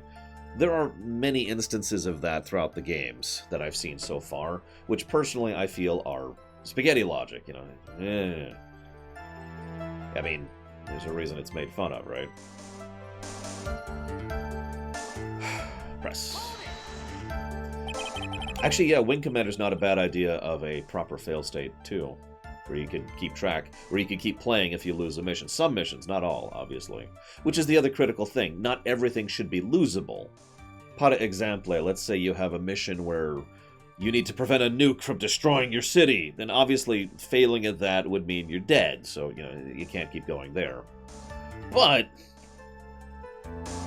trying to succeed at a mission to capture someone who is trying to escape from, say, a secure headquarters, because what they're doing is they're escaping with the information to launch the nuke, you could still then fail that, and then that would then affect the next mission, aka they either launch the nuke, or because you actually successfully captured them, you have a chance to prevent the nuke from being launched at all, rather than just trying to intercept it. This is just talking out loud, but you get the general concept of how you could keep going while still failing. Anyways, would you say this need came from the press conference? Yes. Do you know why Juan chose that event and hotel for the conference? Because that was when he could do the most damage to the public's beloved Matt on guard. And you knew of this plan, didn't you, Miss Andrews? Yes, because I was the one who set up the conference and prepared the costume. But I'm sure Mr. On Guard himself didn't know anything about the press conference. Oh, really? Can you show me any proof that he didn't know about the press conference? No, I don't think I can.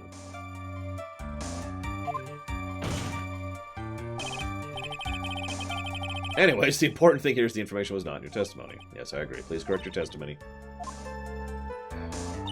I know what his motive was, but I don't have any way to prove I'm right.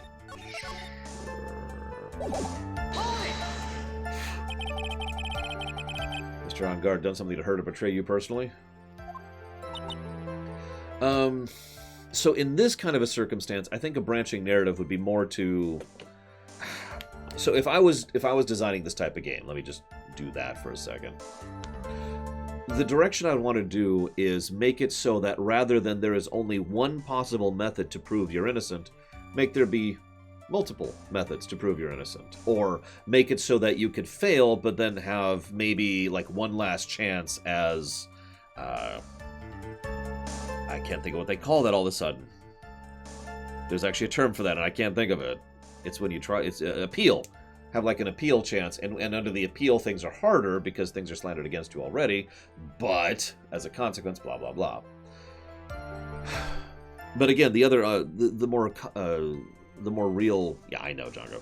The more real thing I would probably push for is the idea that here's all the evidence, and you could try to provide testimony, or you could try to provide evidence, or you could try to logic things together, or you could try to prove things logically, and basically, you don't need to do everything in an exact specific order to win. You need to get so many win flags in order to win, right? Think like the reverse HP bar for the judge. As we fill up the HP bar, we successfully fill up our case, and once the case is full, we win, right? Thus, it would be theoretically possible. Blue Narcissus, I think. Blue Narcissus? Is that how it's spelled? Anyways. Allowing it to, say, get the best outcome by succeeding on the first case or whatever, or just by getting the best outcome by succeeding, absolutely proving it, and then barely stringing by and blah, blah, blah, blah, blah. Something like that.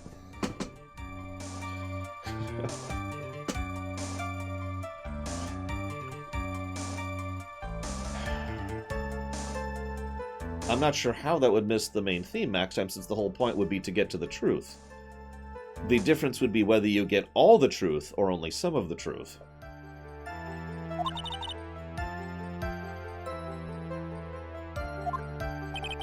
You won't help Miss Corda with his press conference. And that event was supposed to bring down Mr. Ungar, yet you still helped out. Actually, it would be really easy to add another thing to that to fulfill Django and Max Time's complaint.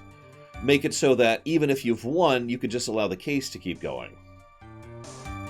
Basically, doing the exact same thing Franziska did already, right? I'll let you keep pulling new witnesses or calling new witnesses, and you do that knowing that you might actually lose points on the completion bar. But of course, you get to see more of the scene and more of the characters and more of the dynamic, and you could even win more completely for anybody who's trying to get a perfect win.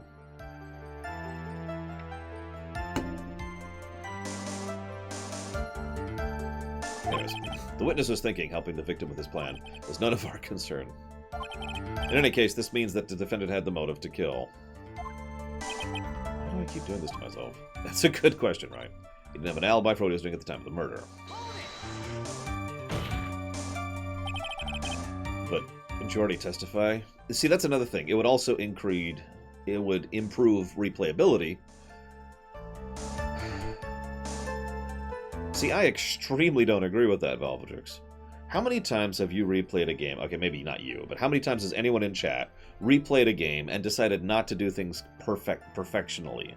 Like, say, Mass Effect, or Dragon Age, or even a Final Fantasy game where you decide not to do all the side quests, or not to talk to all the NPCs, or not to do all the side quests in KOTOR. Right? Oh, that's my thing, Anti-Sniper. We just kind of discuss. I do that, and I tend to do... I do both sides of that, depending on my mood. Which is, of course, exactly my point. Some people want to always min-max 100% completion, some people want to never do that, and some people want to choose based on their moods. Ergo, allowing the player that option would be kind of cool, I think. The only... in the case that I'm trying to build here, the only thing I've heard that is kind of sufficiently argumentative against my point is that this is a GBA game. However, even that doesn't really work, because most of what takes up space on the old cartridges is images, and this game doesn't have many, which is my point. This is indeed arguably the main point I have entirely. The fact that this game can add so much more to its cartridge because of the fact that it's basically a series of static and animated images and a few music files and sound files, right? The majority of the space would be taken up by just raw text, which takes up almost no space whatsoever when it comes to these old games. QED. You know, you say that, Elwin, but I don't agree. I mean, maybe one additional image per person, but if you consider how many images are already on display for the game as is, I don't think we'd really need to add any new ones. We already have each of the locations, and we have an average about 20 animations per person. As I suppose I should keep reading what's actually happening. Did you already testify Mr. Ongard was taking a nap in his room? Are you telling me that that too was a lie so you could cover for Mr. Ongard? Convince Capcom. Well, where's my Frostborn?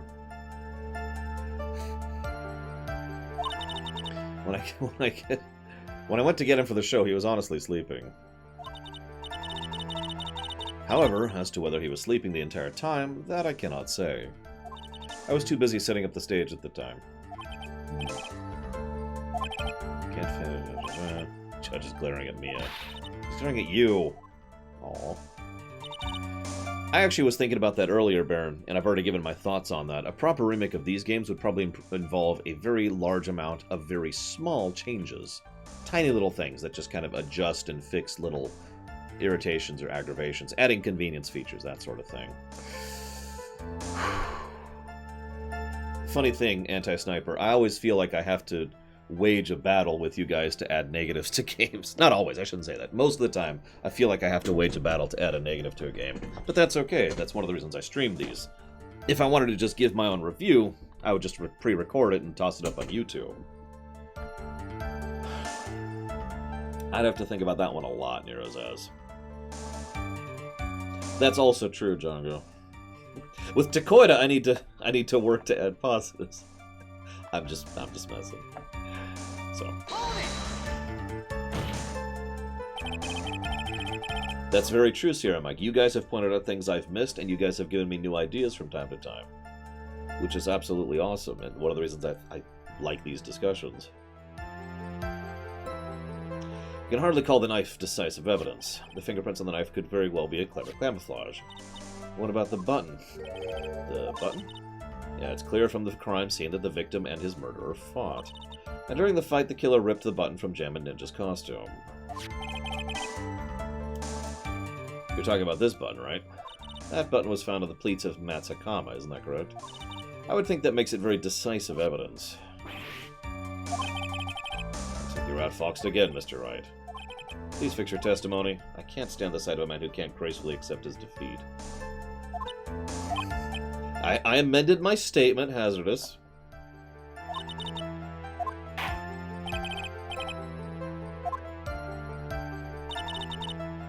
That one was torn off with Juan during his fight with Matt. Hang on, let's get a save here, because I haven't saved in a minute. I've thought about what I would do to investigations, but I'm pretty sure everyone would hate me for it. Wait, hang on.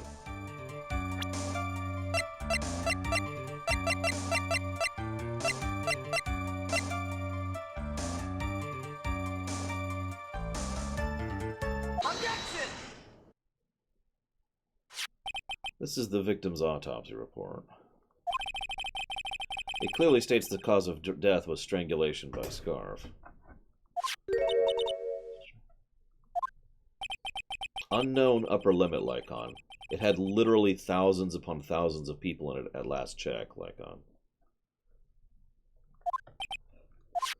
Let's examine the evidence. This button had the victim's blood on it, which would mean it was ripped off the costume. When? After the knife was stabbed into the victim. Exactly, which means it's impossible this button was torn off during the victim's final struggle. Because the victim was strangled to death in that fight. That's right, Miss Andrews. There was no way this button was ripped off during the struggle. This button was consciously pulled off the victim's already dead body.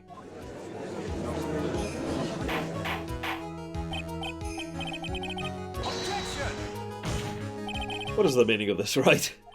So what if the button was torn off by the body after the victim had already died? What does that change? Let me ask you a simple question. Why was the button torn off? What purpose did it serve? What purpose? We know this button was not torn off during the fight. So the murderer took the time and effort to purposely rip this from the victim's body. That would mean that the murderer had something in mind, wouldn't it? Mr. Wright, does this mean you know what the murder wanted? Yeah, to pin the crime. Duh! There was only one logical reason for doing something like that. It was to pin the crime on Mr. On Guard. There's no way anyone would put a bloody button in their own pants. That's right, Mr. On Guard was set up. By the real killer, of course. And the real murderer is? Well, Mr. Wright, who in the world is the real killer? Why do I always have to do this? You can't let your guard down, not until the very end. The real killer. The person is... Whoa! A misclick. Let's reload here a second. Hang on. The real killer is my badge! Shoot, I lost track. Okay, here I am. Thankfully, we can do this.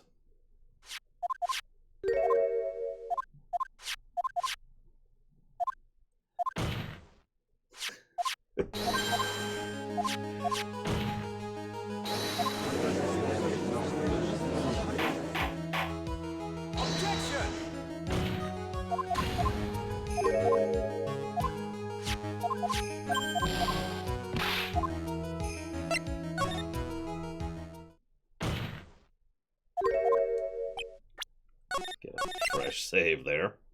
Now they've gone a little bit further.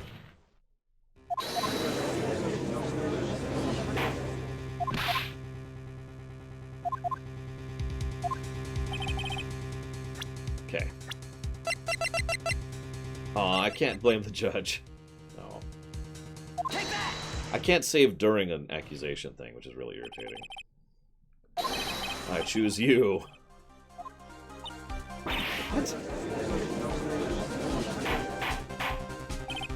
What? Order! This is a very grave matter. You've never accused a witness of being the real murderer before. Evidence? All of the evidence points to Miss Andrews. Preposterous, you can't stick any of that on me. I can't, can I? Would you care to test me? Then what about this knife? The knife was used to stab the victim after he'd already been strangled to death. It was used to throw suspicion on Mr. Engard, naturally. A knife covered in the defendant's fingerprints could only be taken from his room. The only one who had dinner with him and knew which knife to take was you. There's another pair of glasses. It's okay, she's got a spare. Then what about the button that was found in Matsukama? I'm gonna grab a save over here. This button was removed after the victim's body after he'd already died. The only people who could have done so were the person who found his body or the killer. However, if Mr. Engard was the real killer, Mr. Engard, there's no way he would have put such incriminating evidence in his own Hakama. There's another pair of glasses. The only person who could have put this button onto Mr. Engard's Hakama is the person who went to wake him from his nap, which is yet again you. What about the empty guitar case? It's another piece of evidence that incriminates Mr. and Miss Andrews. The costume was used to hide the real killer's identity as they fled the scene. Now, who could have known that there was such a costume inside the guitar case? It could only have been the person who prepared the costume for the victim. The person is you. Oh, but Miss Andrews' fingerprints were nowhere to be found in the guitar case, and it was you who proved she was not wearing gloves at the time. That's right. That's because she did not intend to leave any prints. If anyone had found out that she had touched the case, they would have asked her why. So to avoid any prints, she used a towel or something else to open it.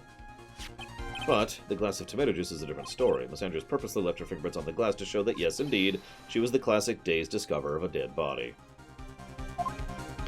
And to top it all off, there's this photo. A photo of the killer as they exited the scene of the crime. No reasonable person on Earth can believe this Nickel Samurai's Engard. Yeah, so the game is going so far out of its way to prove that she's the killer that I am now 100% convinced she is not.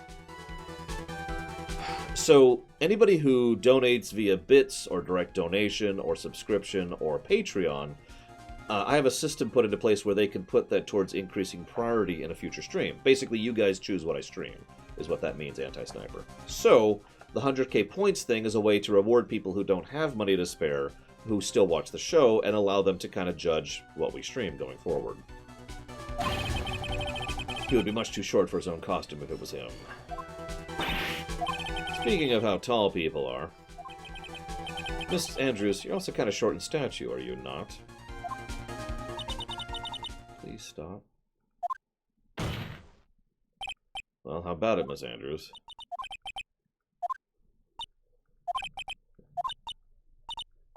I refuse to testify. What was that? There's a law. It says I can't be forced to testify on something if it can incriminate me. Yeah, it's called the Fifth. Although, there's actually more complexity to it than that. But let's not get into that. Let's not get into details about actual law here. Yes, you are absolutely correct, Miss Andrews. The law does provide us with a way to avoid self-incrimination, by allowing a witness to not testify if the testimony can cause damage to themselves. What?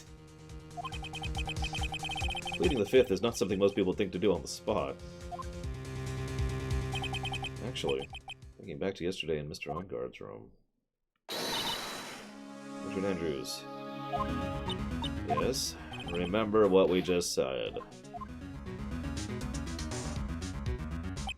That's it. That's when Francisca planted this idea into her head. She must have told Miss Andrews not to testify if things looked bad. Well, you did a good job proving everything up to this point, but there's still one thing you haven't done. It's wrong, right? Are you finished already? Run out of evidence? I have conclusively proven that she did it. I think I'm wrong, but I have nevertheless done that. I'm sure you realize this as well. But everything the good lawyer has proven up to this point is meaningless. What? Everything you just proven is circumstantial. Yes, circumstantial. You have yet to provide definitive proof. Proof that Miss Andrews did in fact harbor a wish to murder Mr. Corrida.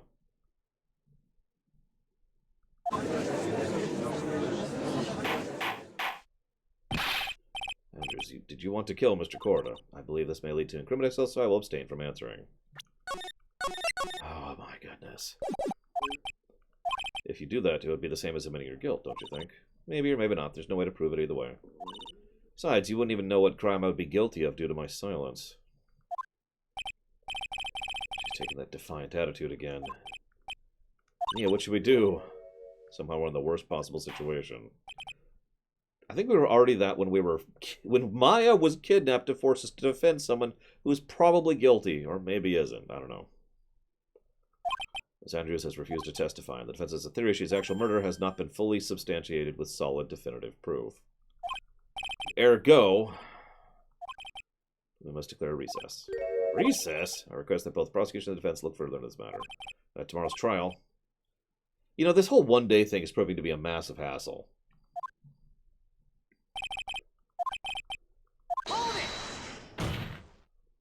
Please wait, Your Honor. That's not necessary. Trial. Please continue the trial. What are you sweating for? Your client is getting one more day to live, isn't he? That's not it. This isn't about that. Edgeworth, I know you know who the real killer is. Please let the trial continue. If you don't get the verdict, then Maya... That's the first... Nope, he didn't know. He didn't know.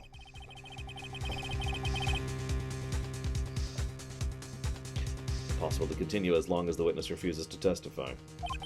Now then, this court is... And he's on our side now because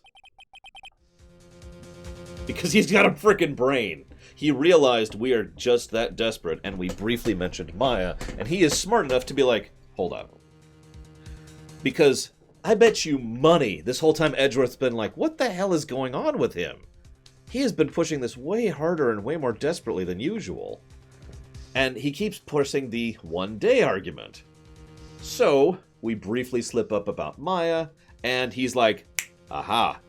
He doesn't know that she's kidnapped or whatever, but he does pick up on the fact that something's up, and it's important, ergo, boom, I got your back. God, I love Edgeworth. It's true, Miss Andrews holds the right to self-incrimination. However,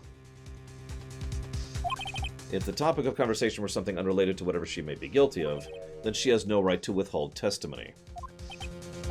Actually, there's one little thing I'm curious about. Miss Andrews, when you found the victim's dead body, you poured yourself a glass of juice.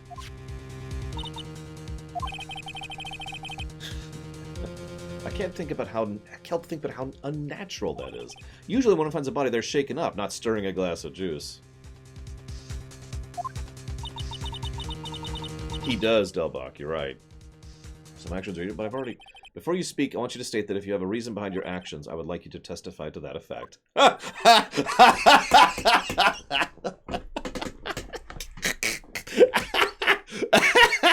He just shoved her right into that one. Oh my god. Okay, hang on.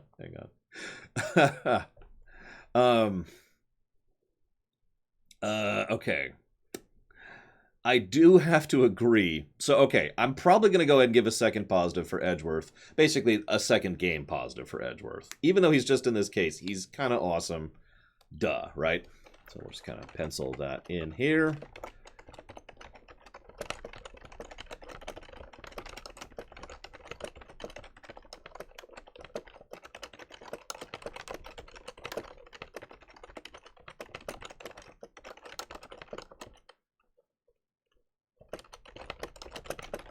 Now, that being said, I think I kind of agree with giving this case a negative, or at least an aggregate negative. It's a little bit too repetitive. And I'm debating if that's gameplay or story, because it's either gameplay because we're just repeating the same facts over and over, or it's for story because it's being too blunt, basically. It's treating us like we're too stupid and trying to over-slant a particular side of things to try and convince us of it. As I said earlier, this case is trying way too hard to convince us of facts. And in my opinion, that is to its detriment because all it's doing is reinforcing the fact that they are not true. As I said, as of this moment, because of the narrative law of how the game is being designed for this case, I have zero doubt whatsoever that she is actually innocent. No, it's not because you spoiled things. All you spoiled was Shelley, which doesn't really spoil much. All it did is confirm that he's the one who actually took the act. That isn't even relevant as far as I'm concerned, because the only thing that matters is why. Why did he do that? Did he do that because he has his own motivation, or because someone else pushed him in order to do it, right? As I said earlier, someone who was hired. I kept referencing him as a Bond villain. Admittedly, most of my evidence for him being hired to do this is because of the fact that he is presented as a Bond villain. However, that being stated, I do have to share the idea that even ignoring the fact that he looks a lot like a Bond villain, there's the fact that his main motivation here seems to be getting Mr. Angard off, like to get him an innocent verdict. That, to me, can mean he's behind it, as I already gave the theory earlier. He is using this to basically blackmail... or not blackmail. He's basically using this. He's using blackmail against us to be able to have something over Mr. Angard, which he could then use. So he could be doing it on his own verdict, or he's been hired by someone else as far as this, and now he is doing this on their behalf. Now we already covered that, but like I said, she's off. Juan would be mostly him on his own initiative. But if Mr. Angard hired him,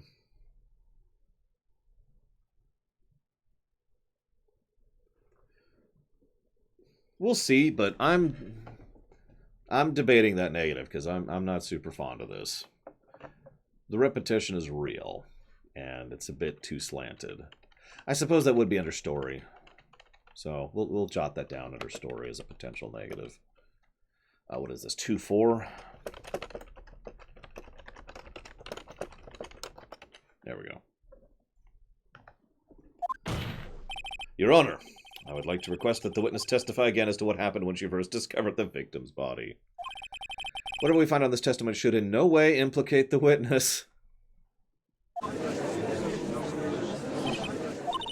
don't know what it is about Edgeworth today, but I can't get a good read of him. It's because he's awesome, Mia. And he's better than you. Oh, sorry. He's not better than Pearl, though.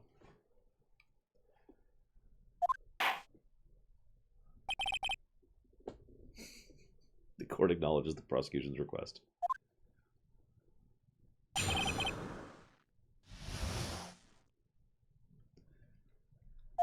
A glass of juice. I didn't really pour it for myself. Let's grab a save while we're here. I was surprised when I walked to the room and I saw it in a messy state. Juan, he was sitting slumped over and tired looking in the corner. When I saw him sitting like that, the thought that he was dead didn't cross my mind. To be honest, I thought he had fainted or something, so I went to pour him some juice. When I realized he was dead, that's when I knocked the flower vase over. She poured the glass of juice for the victim. Why didn't you say so in your earlier testimony? I don't think I needed to include something so trivial. Phoenix, be careful here. Can't find anything wrong, there's nothing left. Again.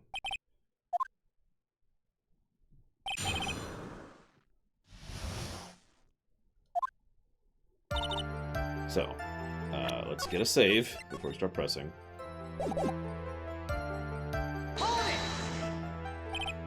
There wasn't anyone else in the room, right? Of course not. Then who did you pour it for? Mr. Wright, there's a rhyme and a reason for everything. Can you just wait a little longer? Otherwise, be quiet and listen. I'm gonna stop pressing every statement if they're just gonna keep playing right to be a moron. Like that's been a recurring theme all of game 2. a mess. So you're on Anti-Sniper. I stream every day, 10 to 7, with 1 hour break in the middle.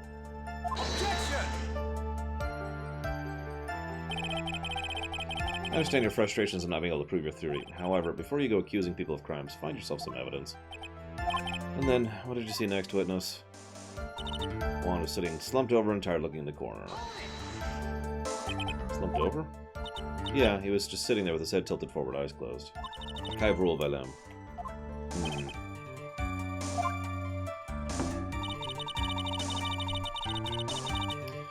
When I saw him sitting like that, the thought that he was dead didn't cross my mind. What it did cross your mind? I thought maybe he'd smashed everything up in anger because he lost the Grand Prix, and then felt tired after his rampage, so decided to take a nap. Anyways, that's what I thought. To be honest, I thought he just fainted or something, so I went to pour him some juice.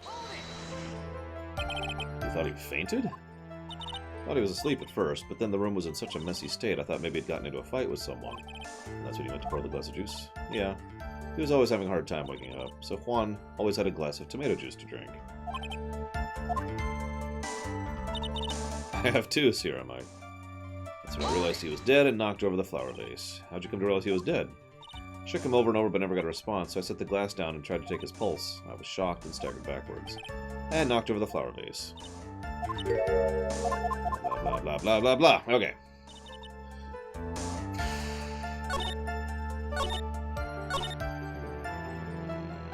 Well, I already saved, but just to save again. Where's our photo? What do we got?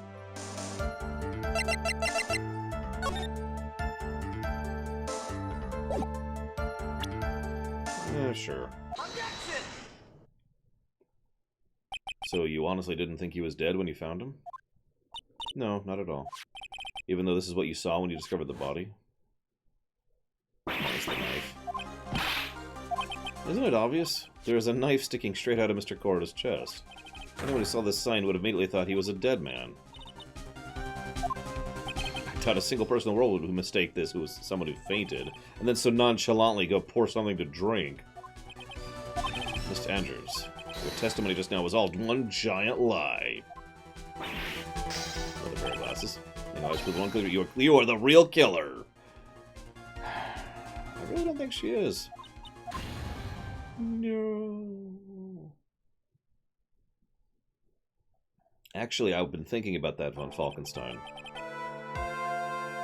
I think the card was in the case, and she basically accidentally got it as a consequence of putting on the suit that was in the case. The guitar case? Defendant Mr. Matt, on guard, is not guilty after all. It's impossible, you're wrong. Miss Andrews, try to have some composure. It wasn't me. It wasn't me, I tell you. I know it wasn't. It was Matt, I swear it. He's the one who killed Juan. But you were the one who refused to testify, and your reason for doing so is you might end up incriminating yourself. It's because... Miss Andrews, I'll give you one last chance. What exactly do you mean you may incriminate yourself?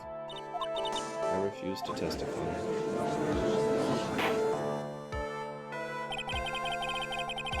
There's no need for this court to continue any further. Mr. Matt on guard's innocence has been clearly demonstrated. What's wrong, Phoenix? Usually the real killer confesses his or her guilt. Now that I think about it, this is the first time someone hasn't. Oh yeah, no, this is total suicide. It's true, he could be acting stupid out of despair. However, he has been stupid this whole game. And I'm saying that wrong. Let me clarify that statement a little bit. On many different moments when I press a statement, he says something really stupid. And that's been what's been kind of irritating me about him, and when I call him stupid. Like, it's just... That's why my specific statement, if you'll recall the record, Your Honor, was that I've been tempted to stop pressing every statement if he's going to keep being stupid.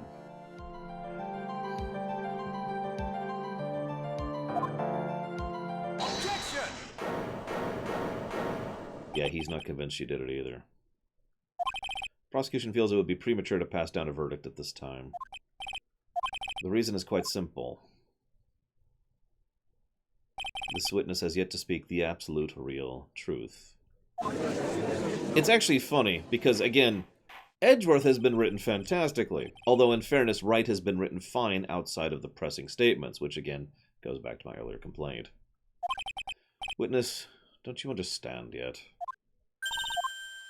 I don't know who planted this silly idea in your head, but as long as you protect yourself through silence, Matt on guard will go free, and in his place, you will become the guilty party.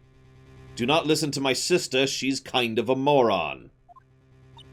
It's a lie, I don't believe you. What? I was told if I spoke, then it would be all over and Matt would never be declared guilty.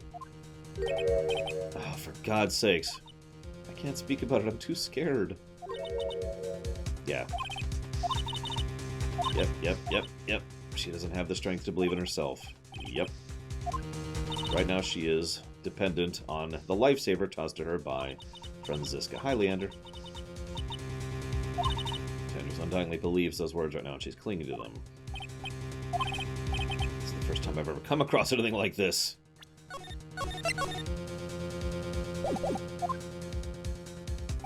Miss Andrews has to be the killer, right? All you've done is get her not guilty. That's my only priority. Begging you, please believe me, I didn't kill Juan. Trust me, I abso-frickin-lutely believe you. Mr. Wright. Yes, Your Honor. The court can't continue like this, therefore I'd like to hear what you intend to do. What am I supposed to say? Right, I suggest you think very carefully about this. Think about what this witness did and what she did not do. And think about who is the real mastermind behind this crime. Isn't that obvious? There's no one else it could be except for the woman crying, right? Come now, what will you do? What kind of man are you?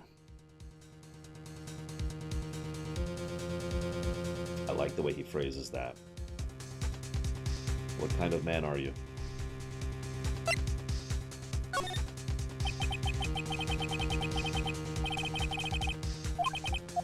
But I can't bring myself to do it like this. Not when she's making a face like that.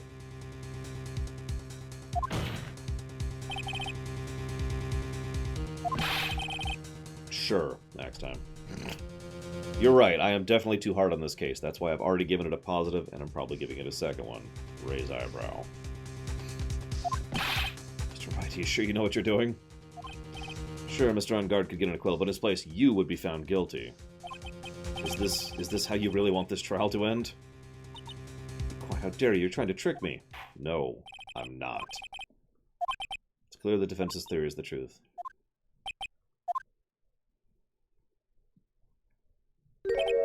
What a shame. I had hoped things wouldn't come to this. However, Miss Andrews, since you absolutely refused to testify... But I haven't liked Wright the whole game, though.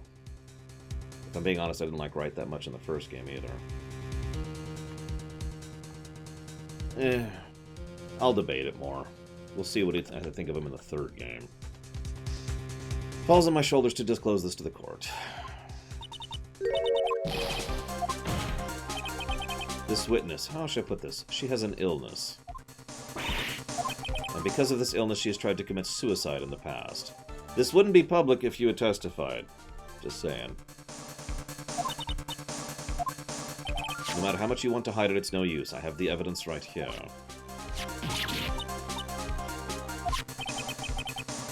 Is there even a report on the second Edgeworth game getting an outside of Japan release? Like, is there even rumors in that direction? What do you do now, witness? You know what I'm about to do, don't you? I will now reveal to the court the true nature of the pitiful woman known as Adrian Andrews. Why aren't they local? Ah, whatever. I'm sure there's some reason, and it probably has to do with sales figures. Pity.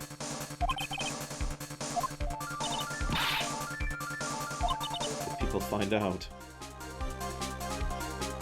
If you're going to say you choose death, that is of no concern to me. However, before you die,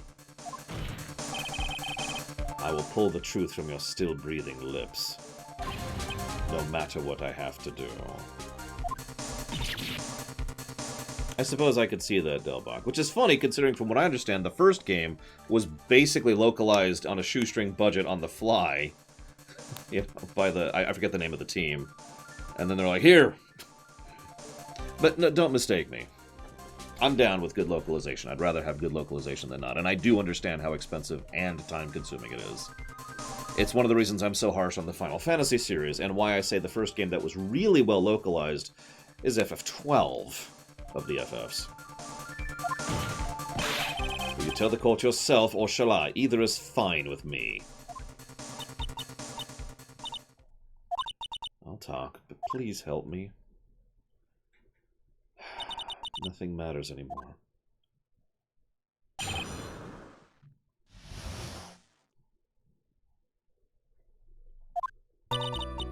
When I first saw him, I really thought he'd fainted, honest. When I realized he was dead, that's when I formulated my plan. Once I made sure there was no one in the hallway, I made a dash back to Matt's room. And then I stabbed Juan's dead body with the knife, ripped off the button. When I finished and was returning to Matt's room, I had a bit of an inconvenience. And that's why I ended up using the Nickel Samurai costume.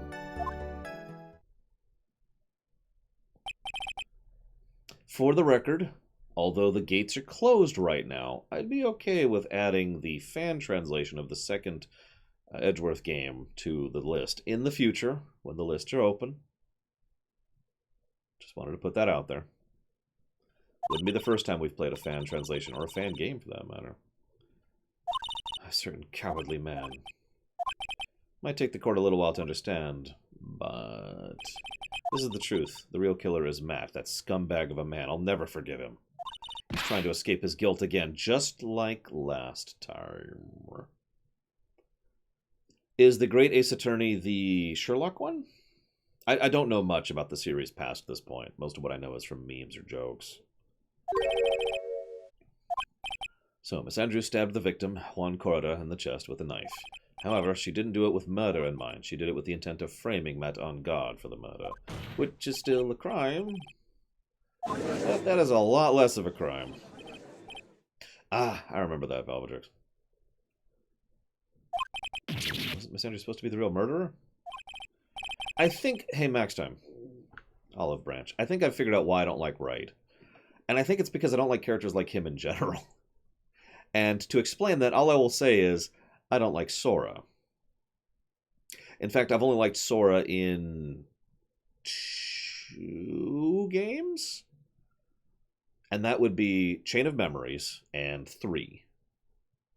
So, I think it's just the archetype is rubbing me the wrong way.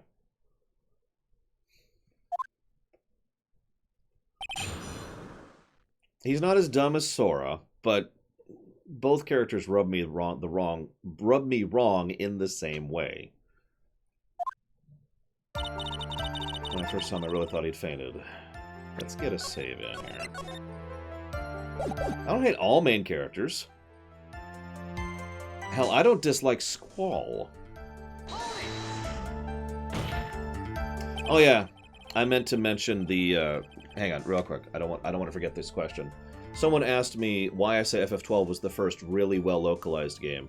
I actually talked about this recently and when I did the lore run, but it basically boils down to this. FF1 was kind of just sort of patchwork translated very, very badly. FF4 was then translated pretty roughly. FF6, they finally handed it off to the surprisingly talented Woolsey, Ted Woolsey, who did as best as he could, but again, he was working on his own and there was only so much he could do, so still not really well localized. That leads to FF7, which still had the same issues as basically every game before it, which leads to FF8, which is the first time they brought in a team. However, that team was relatively new and it was mostly directly translated. And when I say directly translated, I mean losing all nuance. It's one of the reasons I personally believe to this day that FF8 is not well beloved outside of Japan, is because a huge amount of the characterization is completely lost in the localization, which leads us to 9, which is the first time they really put a lot of effort into trying to localize it properly. However, after going through FF9 with a fine-tooth comb for the theater, I have to admit that even FF9 still has its flaws, and most critically, FF9 is not written to be spoken, which leads us to FF10, which arguably has worse of a localization than FF9 because it's being spoken, and anybody will tell you Writing words to be read and writing words to be spoken are two very different things, which leads to FF10-2, which was better, which leads to FF12, which is when they finally got it right, and it was actually properly localized for the language that it was being localized to, both in terms of the words and the usage and the nuance, as well as actually spoken word. It was supposed to be spoken. There's your answer. Moving on. But you could tell from the state of the room and there must have been a fight. Are you telling the truth when you say that you did not know he was dead? He had a scarf tied around his neck, but that scarf is part of the Jammin' Ninja's costume, so I didn't think anything about it was strange. His head was also tilted down a bit, so I couldn't see the face that well. That's why I thought to wake him up and went to pour the juice. When I realized he was dead, that's when I formulated my plan. What is this plan you had? I knew right away the murderer was Matt. I knew because Juan, he was going to expose Matt's weakest weak point to the world. So Matt did this to stop Juan and silence him for good. So when I thought I should forge some evidence and pin this crime on Matt. The forged pieces of evidence were the knife and the button. The first thing that came to mind was to plant the knife. Once I made sure there was no one in the hallway, I made a mad dash back to Matt's room. That was so you could get the knife, correct? The knife Matt used at dinner had his fingerprints all over it. I thought if I used that, the police would certainly turn their eyes towards him. I was going to say, this sounds a lot like Gant here, doesn't it? I have to commit a crime to pin it on the actual criminal. Or, as I like to say, I had to lie to tell the truth. I slipped in, took the knife, and returned to the scene of the crime. And then I stabbed Juan's dead body with the knife and ripped off the button. So you were the one to stab the victim with the knife. It gives me goosebumps to think about it now. What a horrible thing I did. But at the time I couldn't control my own body. It moved on its own. Then when I stabbed Juan's dead body, I suddenly realized something. If I used the button somehow, it would make Matt look even more suspect. So you thought to rip one of the buttons off and plant them in Mr. Angard's comma. Yes, that's what I planned to do. But things never go that smoothly, do they? Just when I finished and was returning to Matt's room, I had a bit of an inconvenience. An inconvenience? There was a woman with a camera at the ready, loitering in the hallway. Good morning, Ben Smack. There was also a woman with a ray gun at the ready, pacing back and forth. I had already been caught and made into a big scoop for a certain weekly tabloid once, so I couldn't very well go out looking like myself and get caught again. And that's why I ended up using the Nickel Samurai costume. You were the one who prepared the costume, weren't you? Yes, I took it from Global Studios. I also put it into Juan's guitar case the day before the award ceremony. You did this in preparation for the press conference, correct? Yes. Juan wanted to wear that costume and hold a press conference in it. He was going to disclose Matt's big secret there. What is the secret? That I don't know. Anyways, I thought if I were to leave Juan's room in Nickel Samurai costume, people would think Matt was the real murderer. I was very careful to not leave any fingerprints when I opened the guitar case. Absolutely did not want anyone to know about the costume. I think we've heard enough. After that, you went back to Mr. Angard's room and planted the button.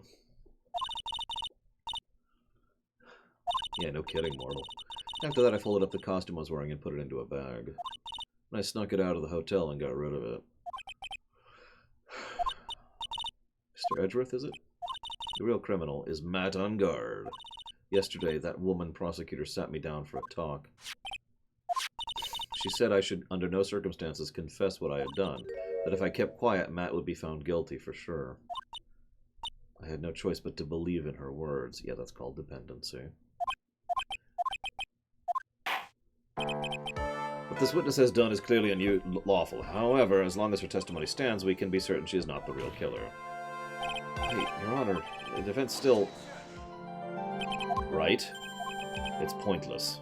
At this point in time, it is not possible to indict Miss Andrews on anything other than tampering and, you know, the whole framing for murder thing. There isn't a single piece of evidence that points to her as the murderer. Cross-examination of this witness is over, and so is today's trial. You couldn't establish that witness was the culprit. Please let it go, Mr. Wright.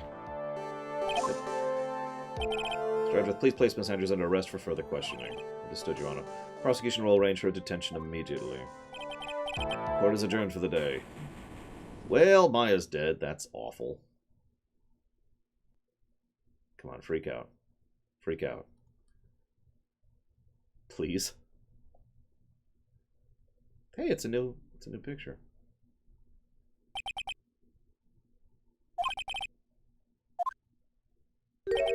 Witness, would you mind if I asked you something?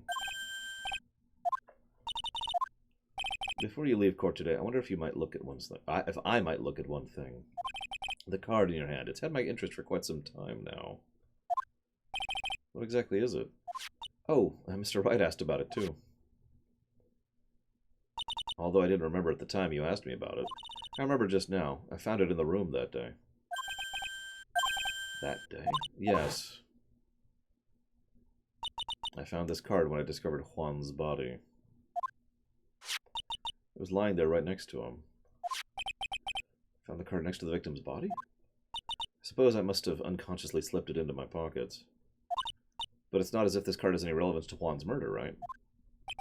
Yeah, I guess not.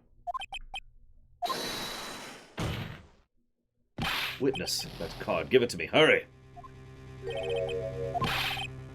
Do you have any idea what you have stupidly yet inadvertently done? This. I can't believe you hid this from me all this time. I didn't mean to. I've never seen Edgeworth so emotional before. That card, what does it mean? To be continued is what it means.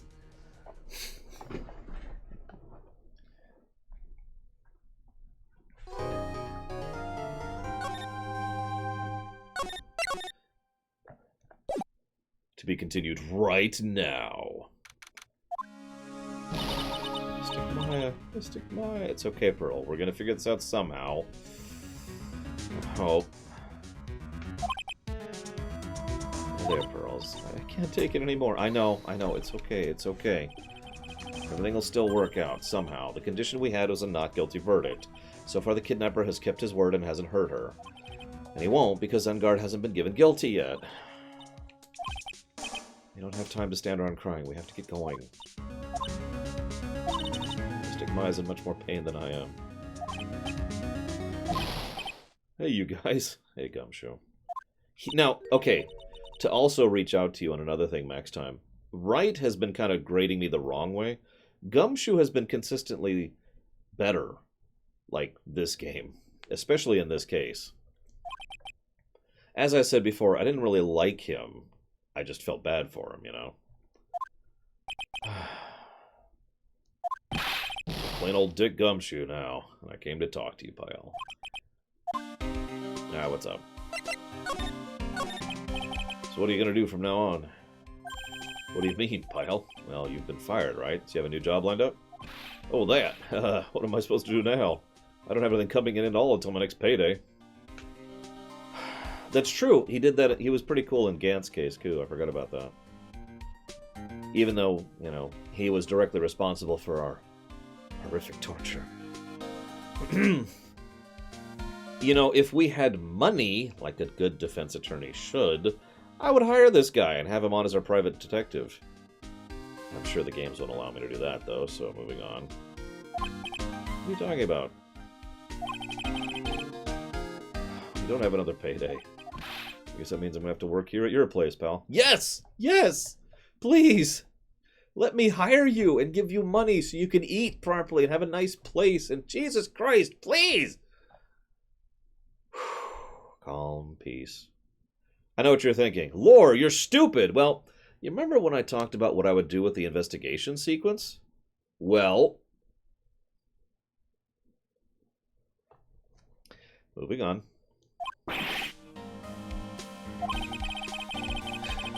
You'll be searching for things that will prove Mr. Ungard's innocence all day, right? Well, yeah, so I'm going to help you. I've got lots of experience in investigating and watching over people's places. And I'm great at making simple meals. I'll take care of it all. And yes, I know that in lore, Phoenix can barely pay the bills, which I will freely admit irritates the crap out of me. Maybe I'm just... I don't know. I don't like the Spider-Man thing, you know? I never have. There's a reason that became such a joke during that run.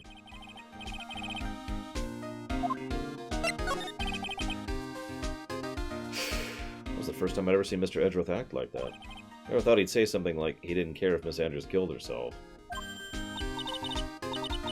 That's horrible. Well, I would imagine defense lawyers are paid a lot less in Japan, since, you know, dystopian legal nightmare hellscape, as we've already discussed. I'll give you that there was nothing strange in her testimony itself. But I still think there's something fundamentally wrong with the whole thing. I mean, about that thing. Don't you want to, I mean, almost need to frame Mr. On Guard? I couldn't figure out anything I couldn't figure that out from anything she said that day. Yeah, we also know Edgeworth is frickin' loaded. Also, we know that the chief of police is also loaded. Do you remember Gant's office? Now, yes, I know, Gant himself was horrifically corrupt. But, just pointing it out. I mean, Edgeworth drives a Mustang. I'm actually curious if he drove a Mustang in the original, because getting a Mustang in Japan is a little harder than getting a Mustang here in, you know, in California. Anyways. Even that woman prosecutor was better than that. Speaking of Miss Von Karma, do you have any more information on her condition?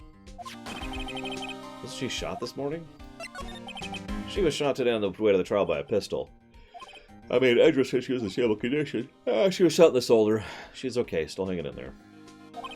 They should be done taking the bullet out, so she's probably resting at the hospital. Which one? Oh, I know, Leander. Although you'd think that'd mean they get less money because they have an easier job, but what the hell do I know? You actually have a heart, don't you? She looked like she was being tortured to death not being able to go to the trial today. I wonder if she was watching. So maybe it'd be good for her if you went and let her whip you for a bit, pal. Gumshoe. Let's go let her whip us, Mr. Nix. No! She can whip me, but never you.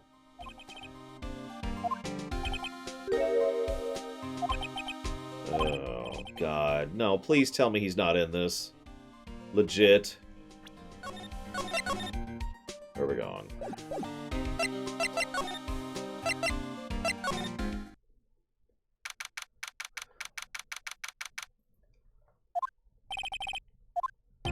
Yep, nope, nope, nope, nope, nope, nope. Nope. Director, Franziska. How is Franziska Von Karma? She's in good hands, things are going well, surgery went well. Yeah, my gratitude. She looked pitiful, absolutely terrified, and when I snuck over her, she would scream real loud. But she's real cute, too, and I'd let her whip me, and flowery frickin' blue. Clip all you want, it's not going in the highlight reel. Okay, time for my IV drops. What are those tulips doing in your hand, Mr. Wright? I know I shouldn't have come here.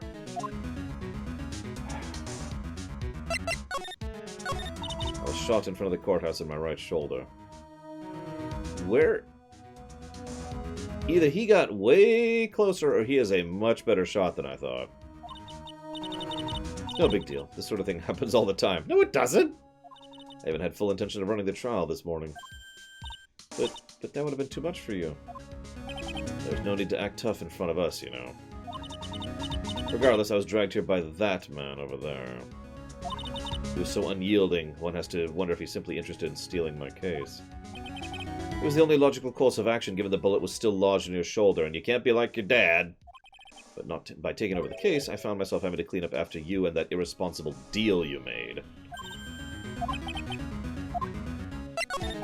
Miss Von Karma, you made a deal with Miss Andrews yesterday, didn't you? I don't know what you mean. In order to make sure you got the guilty verdict, you told Miss Andrews not to testify. I don't know what you're talking about. Do you have proof? You're denying it? Looks like you were lucky.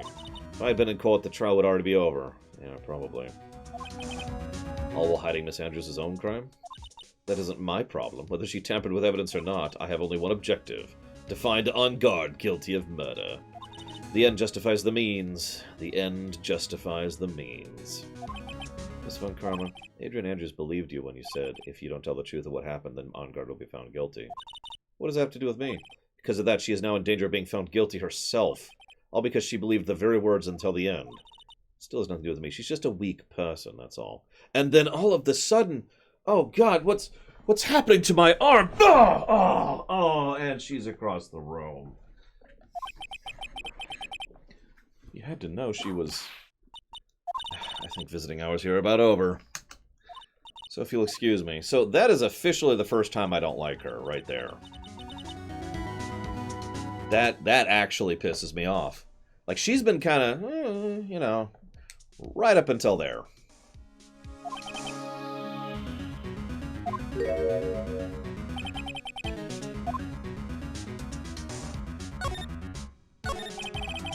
She gets shot all the time. Let's add another bullet to the mix. Bam, bam, bam. What happened today at the trial, Edgeworth? That was not like you at all. I mean, I know you knew about Miss Andrews' condition. You could have made her testify as many times you wanted, but to go that far... but she wouldn't testify about that until I said something. Listen, right. The courtroom is a garden of judgment. I am putting myself on the line when I stand in there. No, you're not. And that's why I made the witness do the same. It's only natural. By the way, Edgeworth, you were really angry in court. That's rare for you. Flashback.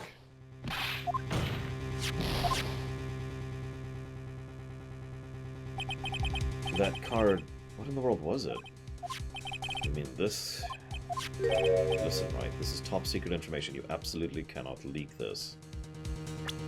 I promise nothing. No, I know. I'm not... You notice I haven't actually given the game a negative for the constant flashbacks. It's because the game is clearly episodic in format and they expect you to play a section and then put the game down. So that's actually why I haven't given that a negative yet, because in a lot of other types of formats, that would absolutely be a negative. Because it does get irritating, right? But again, designed to be episodic, designed to not be played. Basically, this is not being designed to be... oh God, what's it called when you go through like a whole season in Netflix? There's a term for that. I can't think of it. Binged. There you go. It's designed not to be binged. And it's very clearly and obviously designed not to be binged. So I'm willing to give it some slack on that. I will, however, say that it would be nice if it was an option to just disable the flashbacks.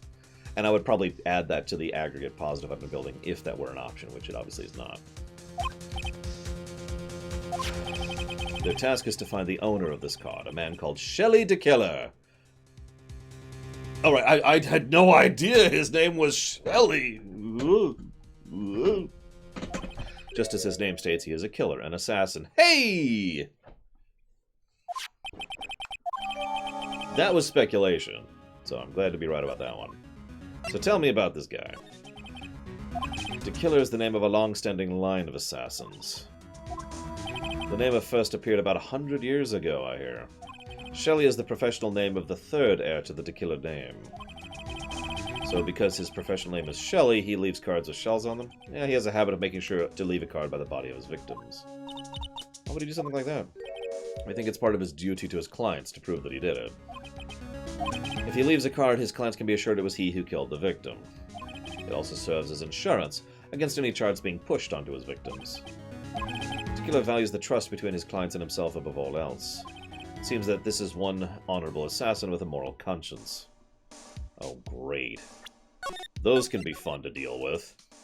Also, yeah, I'm totally a competing vampire line, just saying. See, this is why I keep wanting to bring Castle... You remember how I said all the crossover stuff I do?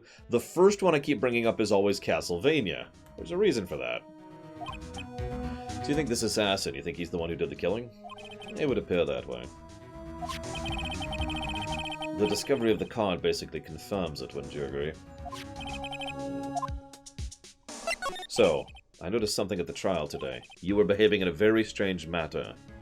Damn right, thank you for confirming that you are in fact well written. And are kinda awesome.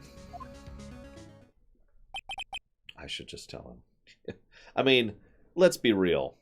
We're not right, because we have more of a brain, but who else would we trust here? Like, there's probably a small group of people we could trust with this kind of info.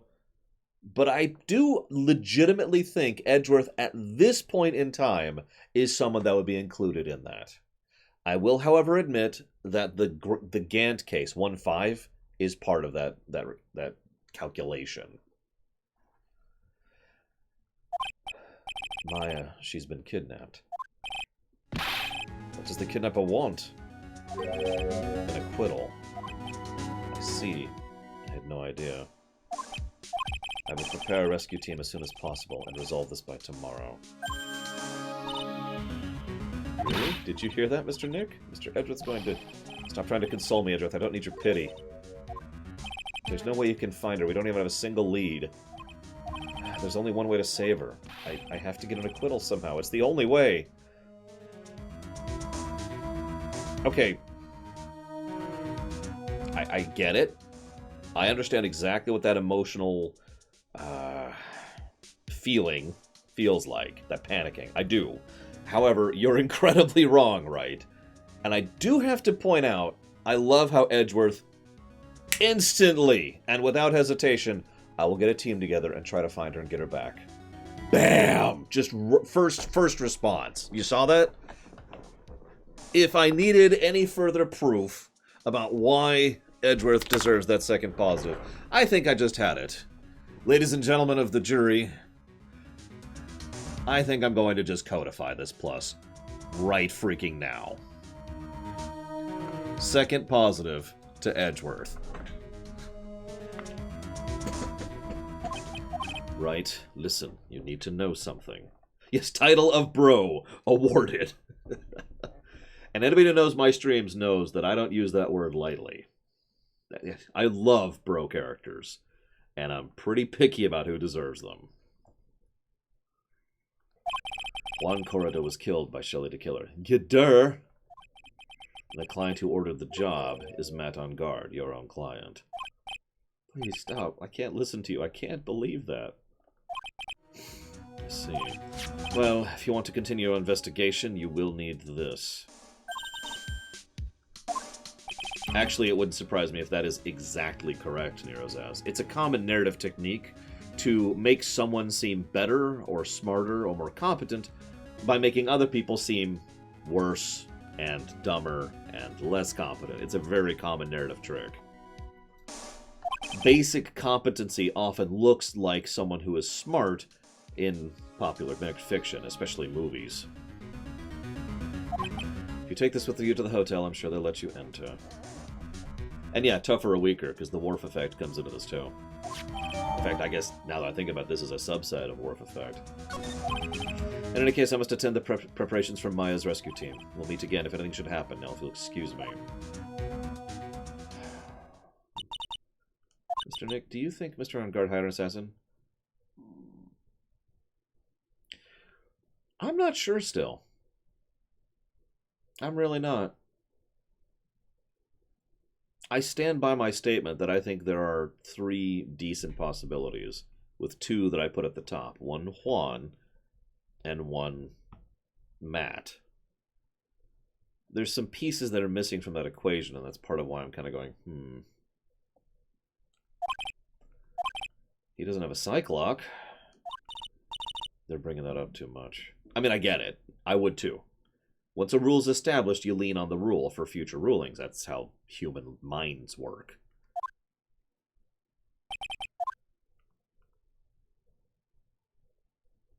Meanwhile, elsewhere.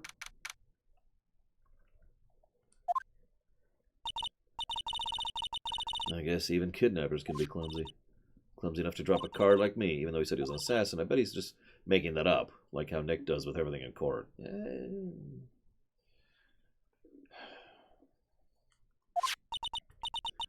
Alright. Let's try this. So we've actually already seen this, because we saw this last time, and then they ended on a to be continued.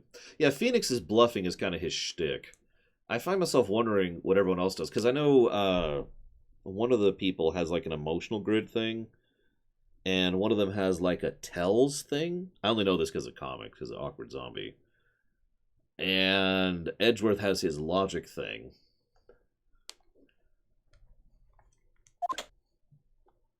That is true, Max Time.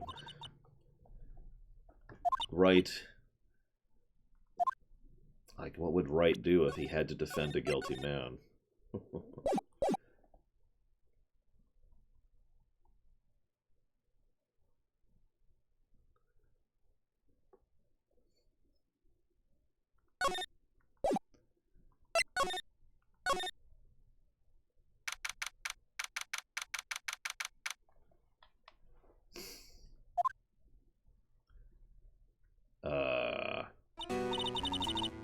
What is this place? I have a feeling I'm not in the hotel anymore. Are those videos? Well, I'll worry about that later. First, I'll look for clues. On the off chance... This is timed, even though nothing has been to date.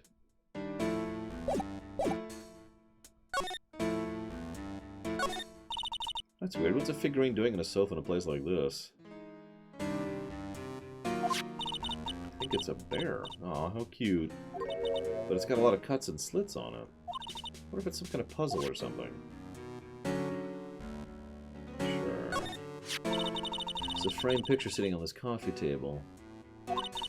Looks like, what's-her-face? Celeste in packs. With love, Celeste. Oh, there you go.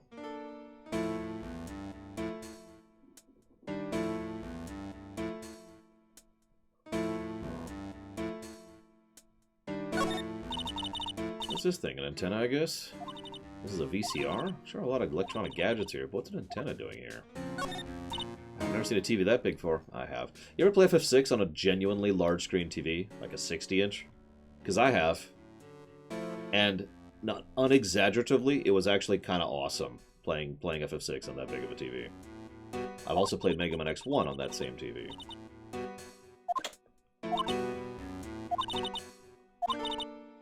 Like, all joking aside, if I ever did win the lottery, one of the very few things I'd buy that's a completely superfluous, unnecessary purchase is a good, large TV that I could hook stuff up to and play stuff on it, because it's so fun. Anyways.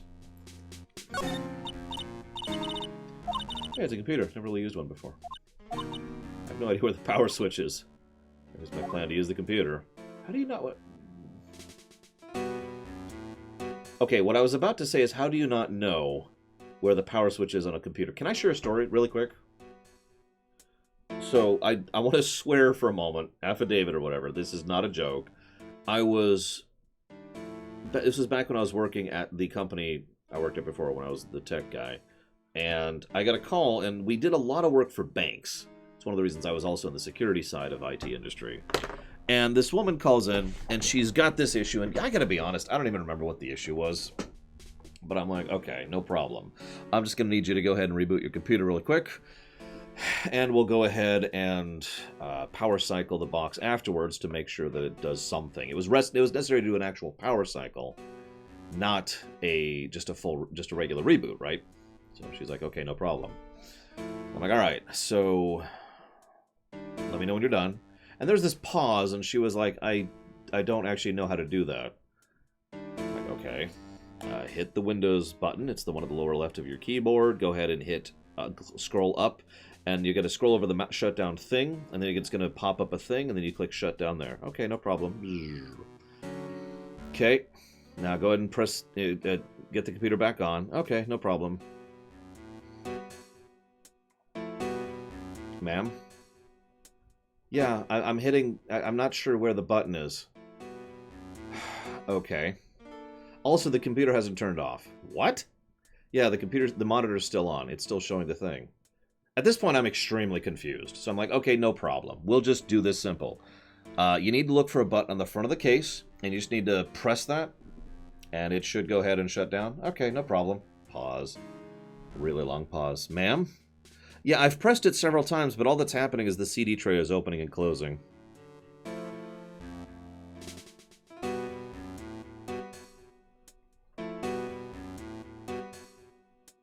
I'm probably mixing up a few details there, if I'm being completely honest. This was a long time ago. But I will never forget the conclusion to that, because she was so wigged out, and she was so nervous about using her computer. I've met people like this, because what happens is people who are not computer savvy have to work on computers, so what happens is they're told, you have to do only this, and never go outside of this guidelines, ever. And so anytime as a tech guy I ask them to go outside of those guidelines, to do something that isn't part of their everyday job, they freak out a little bit, right? I've encountered that a lot as an IT person. Like, I'm talking, well, I don't know, I was told not to ever hit that button. That's okay, I'm giving you permission. But what if I get in trouble? Then you can blame me. Like, I've had to say that several times in my career. Yeah, they're also expensive, so they're never... Yeah, again, no judgment. The first time I encountered that, I was like, what the hell's wrong with you? And then, you know, I grew a brain and realized what was going on here. It's a lot of videotapes. Yeah, I hate doing tech support over the phone. Like, it's an interesting logical puzzle, but it's very frustrating, especially since usually I could solve a problem inside of like a minute if I'm in person. Locked, of course. It doesn't look like I'm going to use the card to open this door. There's a little hole at the bottom of the door. If only I was a little skinnier. Maya, you are simply skinny. You are super skinny. Oh, this simply will not do. I cannot have you wandering around at will. It seems your Mr. Wright is truly concerned about you. For now, I would suggest you remain cooperative. If you cannot, there are ways in which I can help you. Mia, dead men tell no tales is how the saying goes, correct? I'm almost certain I told you on our first meeting I am an assassin. Oh god, diagnosing a car over the phone. Ugh. People are not always who they appear to be.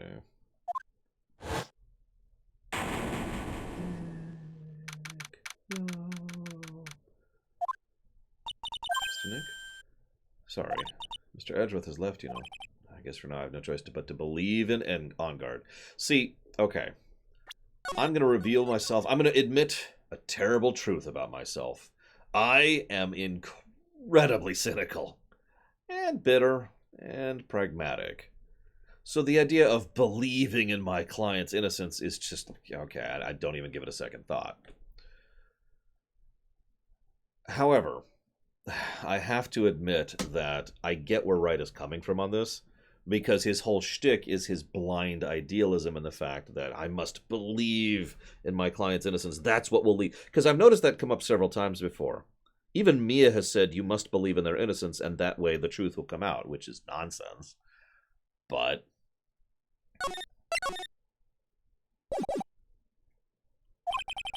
I think I should listen to a story one more time. All right, let's get going to. All right, where we're going. Detention Center. No, Von Falkenstein. I think the killer is pure evil. Wait, no, that's Dr. Hottie. Fake Dr. Hottie, whatever his actual name is.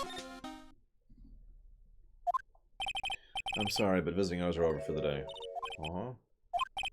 Sorry, I'm Phoenix Wright, a lawyer. You're Mr. Wright? Oh, there's a message for you.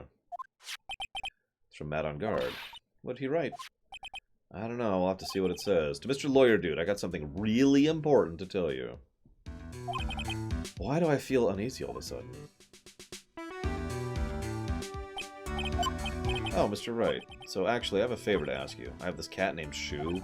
I didn't put out a lot of food when I left the house, so he's probably pretty hungry. You think you could drop by my house and feed Shu for me? My house is just a little ways down from the hotel, alright?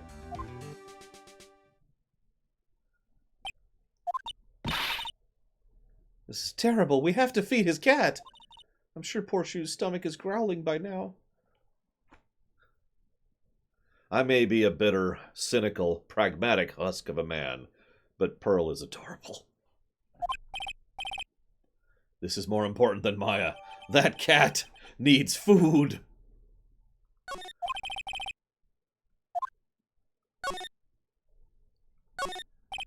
This guard's monitor. Catching a few Z's. Yeah, Pearl is amazing. Where am I going?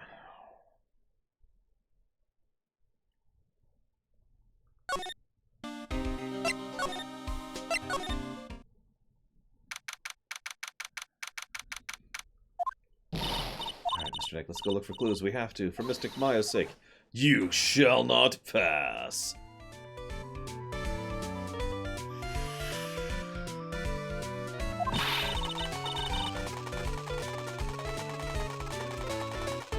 What's a pettifogger? Because of you, I've been made to look like the bad guy again, although I did get a piece of gum from Edgypoo, just as he promised. But I really wanted something much more valuable. I wanted Edgypoo's heart. I wanted it all for me. It's all your fault. You've awakened the wild beast inside of this old bag. Arrgh. And she... Keep your hands off me. This helmet's airtight. No air gets in, no air gets out. Inferior legal protectioner, especially when he deals in petty cases or employs dubious practices. Huh. So that would be the Von Karmas then. Why do you keep putting it on? Don't think you can get me to move with silly questions. You're gonna have to defeat me if you want to get by. She said it, not me.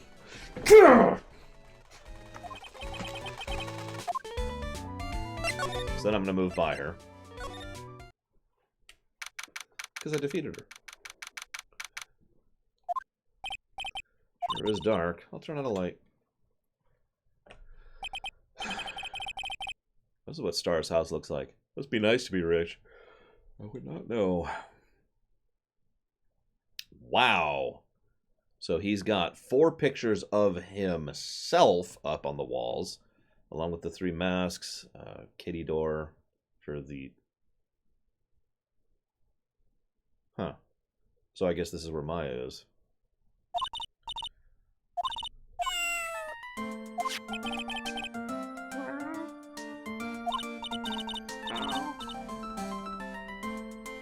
Hello, Shu. Yeah, just all the women he paid, Dakota. Pardon me. Yep. I mean, that cinches it.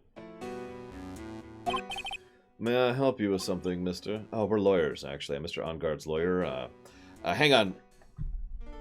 1 second. This is very important. I can never find this damn thing. Alright, we need to roll perception, which is a wisdom roll, if you remember. Okay, I rolled a 2. What's Mr. Wright's wisdom modifier?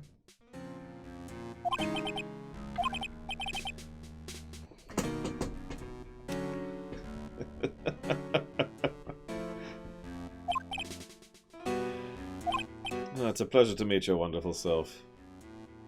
Yeah, okay. So, seeing him here... I mean, as soon as I saw the cat door, I was pretty sure that Maya was here. But, seeing him here, Onguard's guilty. There you go. Pretty conclusive at this point. Sorry. I'm the family butler, John Doe. Okay, we already made the 47 jokes, but, nice to meet you.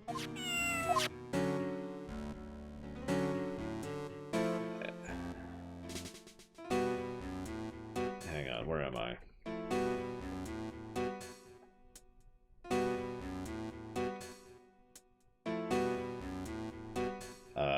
I guess we're done here.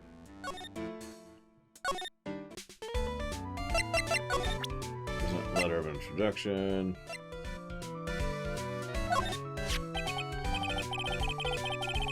I don't know, mortal, admittedly. Maybe if I show this to her, I got this thing I got from Edgeworth. Hang on, I'm scritching the cat on the side here. Scritch, scritch, scritch. Miss Oldbag, if you would look at... What? You want me to look at this worthless piece of... Edgypoo. Is it a perfume? Pheromone de amor. Let's see here. Would you please allow this unsophisticated young person to conduct his investigation? Edgeworth. Well, at least he's still going for the... It fits Edgeworth's modus operandi. He is still pushing for the truth. Man's good at flattery. Fine, but only because Edgypoo said so. Do you understand? I just thought of something I have to do. Remember, no messing around. Do anything bad and I won't let you off the hook. Looks like she has strong feelings for Mr. Edgeworth. Yeah, nothing's gonna come of that. That's so mean, Mr. Nick. Feelings are meant to be told and shared.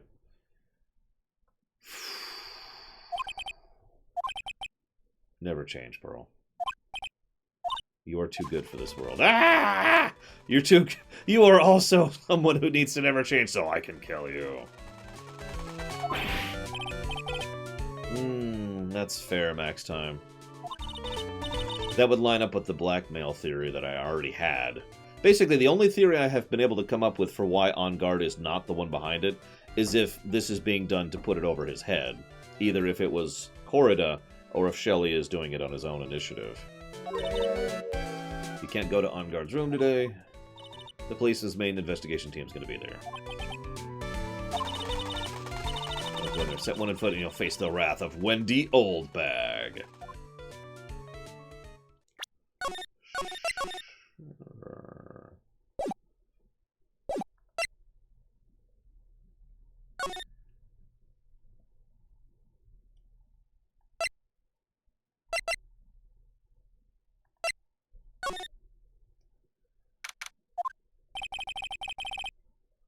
It was Maya.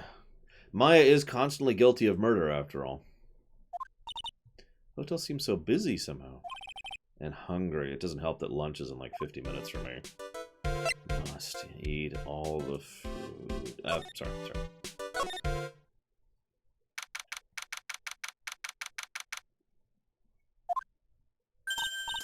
Hey, city boy. Hi, Ardeth. Reckon course. An investigative photograph eats or stars in our ability to snap up the scoop, yeah? And this hotel just has that aura of mystery. You know, like something's about to always about to happen. But do you have a camera? Rec given. Photographers gotta have cameras out the ear like corn to be a real pro, you know? I hate everything about it, Ardeth, for I am toxic lore.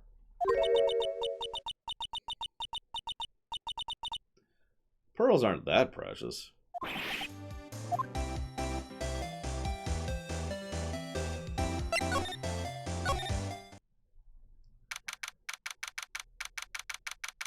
No, her name is Pearl is because she is that pure.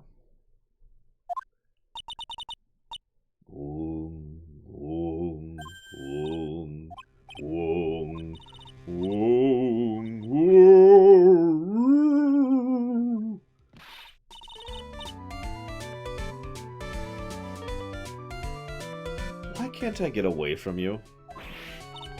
Is she in the third game? Don't actually answer that. It's the alien! Who are you calling an alien? Oh, it's you, Miss Oldbag. What are you doing here? What's wrong with you? Came down to pay my respects to poor Juan, and you're disturbing me. Please talk to me about the night of murder just one more time. Talked about it plenty at the trial. I was fooled, tricked, deceived by that fraud of a photographer and her note. She was loitering around here with that imbecilic look on her face. Got it. Now, hold on a second, you little pipsqueak. If you're going to take notes, at least make me sound better than that. Okay. Now I've seen everything. You know, I was working that night too, doing my job, minding my own business. You play only her in Ace Attorney 3. Ah!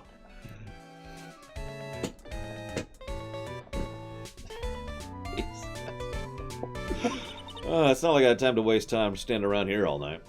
I was wondering if you could tell me a bit more about Mr. Corrida. He was the most popular star, especially where it counts, in my book. But I heard he was lagging behind the polls. Well, that's just a recent thing. Bad luck, you know.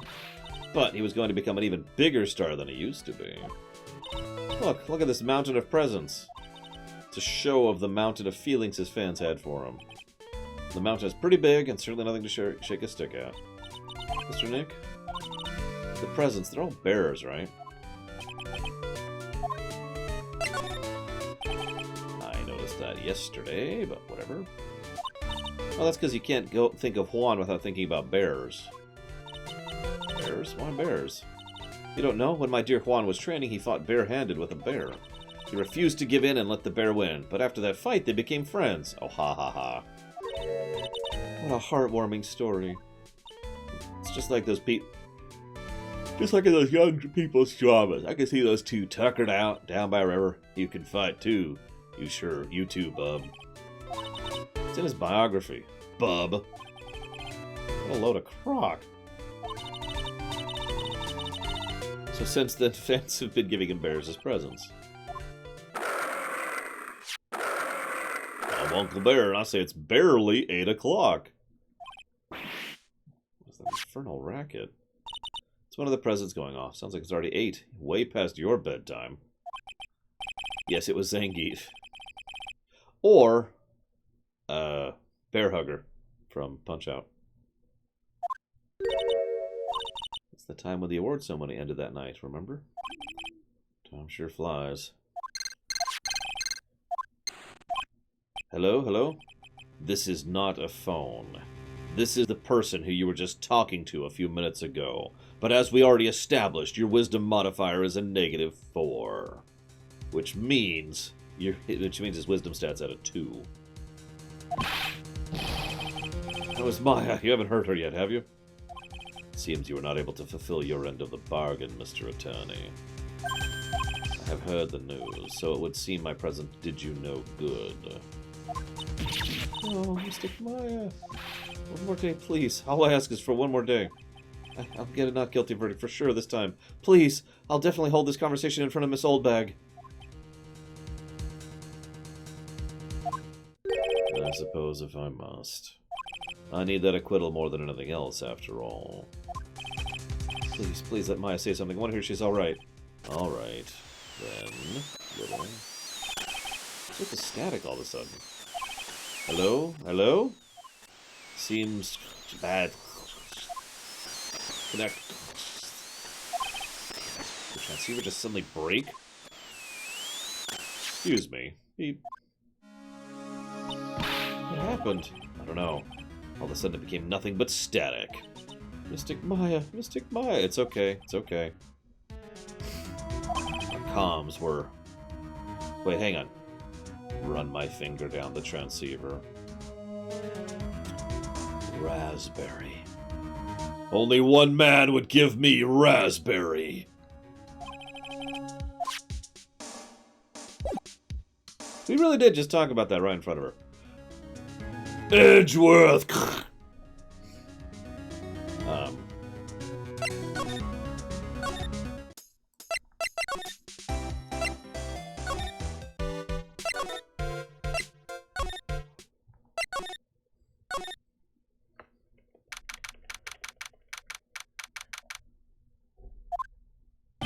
Hey, welcome back, pal.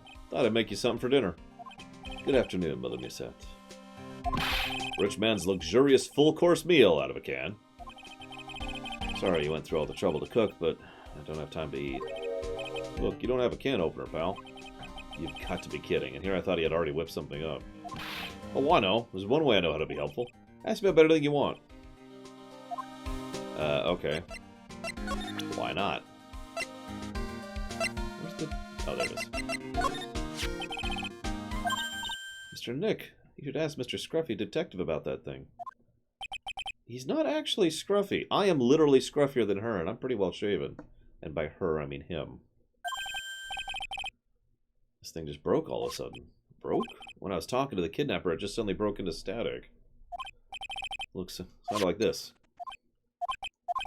I don't hear any static, pal. Huh? Maybe it fixed itself. Ah, okay. I am scruffier than Pearl, that is correct. The world is scruffier than Pearl. We must make a new world, a better world for her. No matter how many corpses we have to pile up, we will make a perfect world for her. Ah, the first thing I'll do is I'll blame a crime on my niece, and then on my sister, and then I'll Damn, I guess Morgan's not actually evil, guys. Oh well. Maybe it was electromagnetic interference, pal.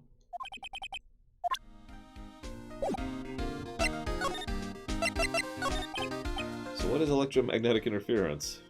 If something happens when a radio wave gets mixed up with another signal. Oh, let me put it that way. I don't understand what you're talking about. Like, for example, when a cell phone goes off next to a computer screen. Stuff on the screen gets kind of fuzzy and starts acting funny, right? Computer? Don't worry about it, Pearl. It's like when you use the dryer next to the TV and the screen starts looking weird. Yes, TV does do that. So that's what you're talking about. I was going to say, that hasn't been true in a really long time. Nope, we're going to delete 4chan. And I don't mean the channel. Oh, that was a terrible snap. Let's try that again. There we go. 4chan's gone. So the room you were in when the interference of the transceiver happened, it's got to be something that's still sending out the very strong radio waves. Something like a listening device or something. Where were you when it happened? We were in Mr. Corrida's room, the scene of the murder.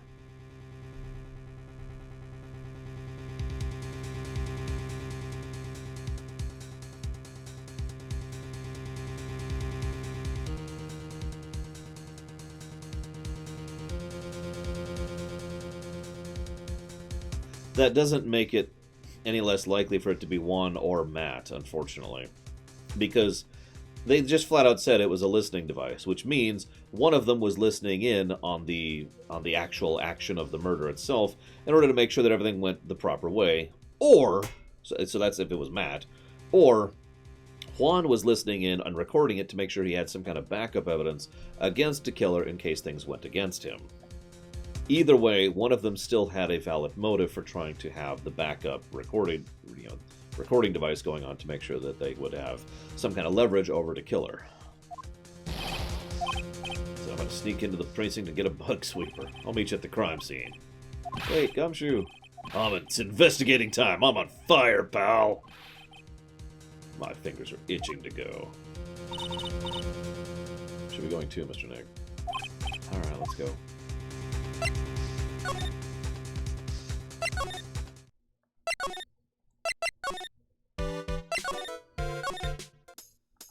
Excuse me, Lotta.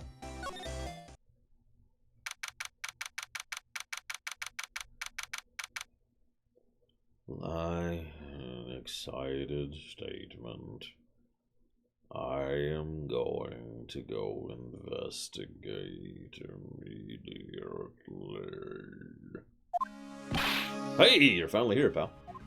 Sorry to keep you waiting. Do you have the bug sweeper? Well, you see, I got busted trying to sneak in, and then suddenly I'm staring at my precinct doors from the outside, so I couldn't get a bug sweeper. What do you mean you couldn't get one? We need that item. Hey, calm down, pal. I didn't say I didn't get one, just not the police's. So, that was in 1.5. This was made when I was in elementary school, pal. By who? Me, of course. Brings back memories. Hey, don't look on it, pal. Sure, it looks a little beat up, but I still put my heart and soul into building this puppy here. Your heart and soul? Yep. First I got Sora, then I got his Keyblade. You can't set the sensitivity, so it'll go out, beep at anything that gives off electromagnetic waves. Isn't it better that way? Well, anyway, so I brought this, might as well give it a whirl, alright? Okay, now I'll tell you how to use this baby. There's a listening device or some other sort of bug hidden in this room. We're gonna find it, right? Oh, I didn't notice that, Valvatrix. I mean, how would I? I didn't know who she was. First, let's turn the sweeper on. Let's move the sweeper around to get a look-see. It'll let you know how strong of a signal it's picking up, so keep an eye on it, okay? Once you find something that's giving off a lot of radio waves, press the A button to lock onto it. There's a lot of things that are going to give off radio waves, so let's take a good look. Alright, let's do it. Okay. Aha!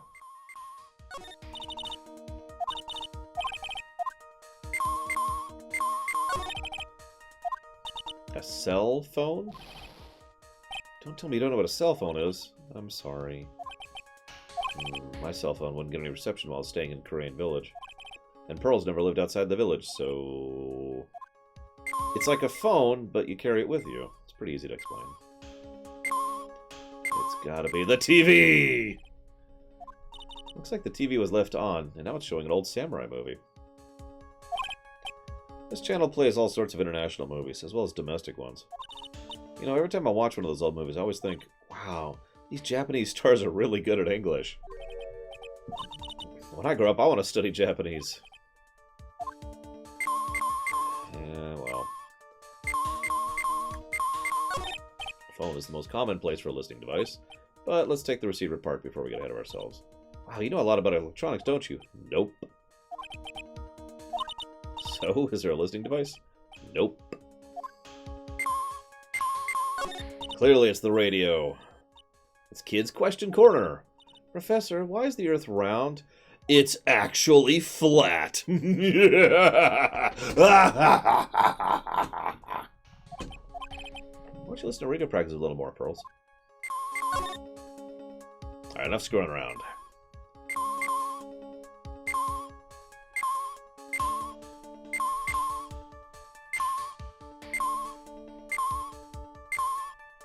Like, it's got to be one of the bears, right?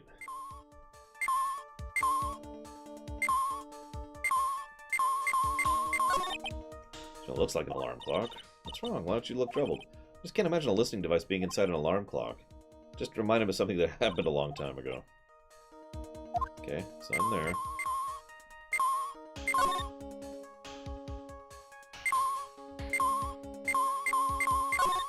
Aw, what a lovely bear.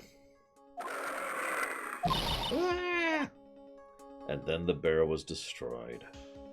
It's a robot? Yeah, it's a real robot. Mr. Nick, how many horsepowers is it? How many horsies? 0.3. 0.003.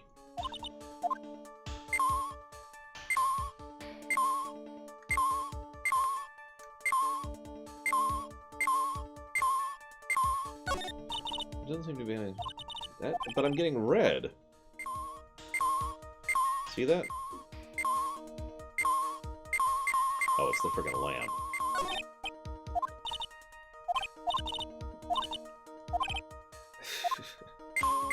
Thanks, Pearl.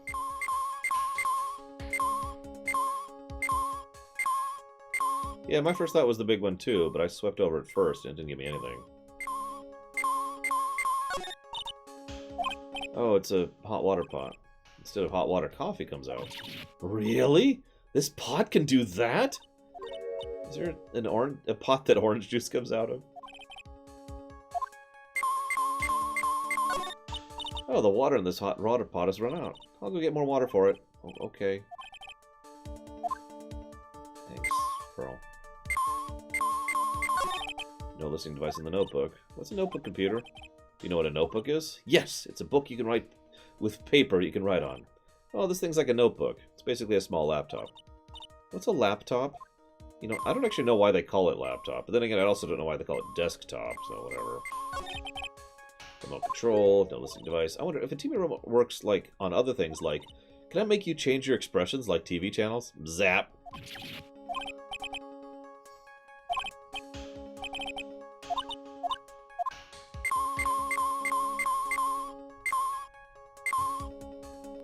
It's just, it's such a dumb thing to name it. It's like, you're going to call it a desktop because it goes on your desk. Of all of the reasons you could call a desktop computer a desktop, of all the things you could call it that, you decided to go with desktop. I would love to read up why that became the story instead of the other 7,000 things you could have named it. I was going to say, my computer's over there, behind the sound screen. Anyways. Well, that's true, because there's, of course, personal computers, which, that makes sense, you know, because PC, right? Anyways, where is the damn thing? Blah, blah, blah, blah. Apparently, I just missed this. It is the giant bear. Biggest one I've ever seen. Hey, did you find it? No, not yet, but the bear's eye is... Dramatic pause. A perfectly normal stuffed bear with some really strong radio waves. Sounds like you found the device to me, pal. Let's dig this big fella's eye out, see what we got. No, you can't. Such a violent act. Ugh. No. It's a miniature camera. Looks like there's more. There's a transmitter and a timer. A what emitter? A transmitter. Pal. It's more high-tech stuff.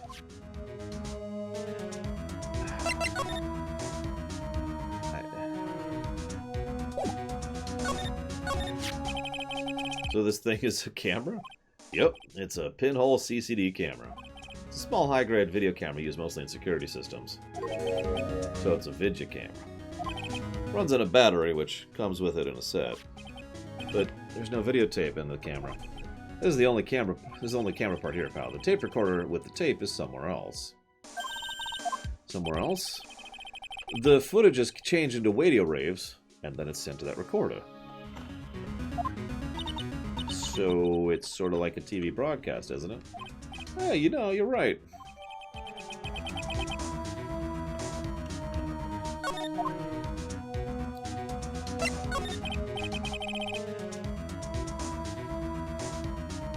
It's a transmitter. It's a device that sends the footage the camera took to a specific destination.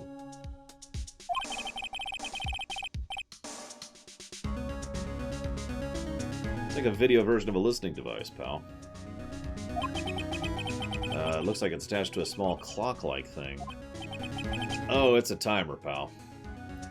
You can set it on the camera and record at a certain time with it. Ooh, so it was... That makes it a lot more likely that it's Matt. Because I'm not sure why Koroda would set it to record for a certain time. Unless it... No, it could have been when he was meeting with him. Remember, if it was Juan who hired him, he wasn't intending for him to be killed by him, ergo, he was recording it when he was confronting the killer. Or Matt was recording it when he was killing Juan, one of the two. So that still lines up with both. Let's see, this looks like it was set to start at 8 p.m. and go for 1 hour. That's the time the ceremony ended. There's no date set, so it's been recording every night, I guess. Mr. Detective, how long has this bear been here? I'm pretty sure it's been here since the night of the Moida. Matt didn't kill Juan. The killer killed Juan. And why would Matt record the killer killing Juan? So that he would have video evidence of someone else committing the murder.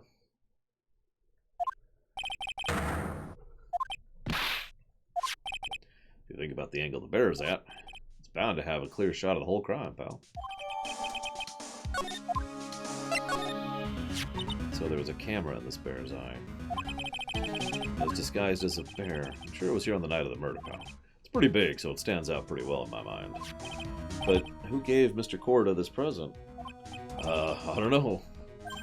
But this means that someone out there's got a video of what happened here that night. Is there any way we can find out who that person is? It's impossible, pal. Radio waves can be sent almost anywhere, so there's no real way to find out. Oh. Stuffed bear added to the criminal record. I've got it! Hey, pal, let me borrow this mini camera for a bit. What are you gonna do?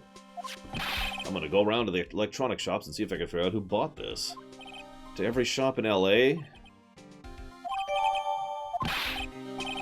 It's investigating time. My fingers are itching to go. Oh, right, I'm supposed to be saying this in Elcor. My fingers are itching to go.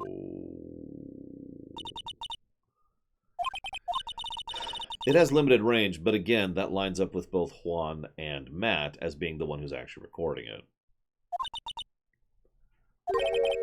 It's a mystery how you always manage to do things in the most inefficient ways, right? You'll have to excuse me, I heard your conversation just now. Just what are you doing here? A rescue team has been created and deployed. I can't say I'm optimistic, but we have to move forward one step at a time.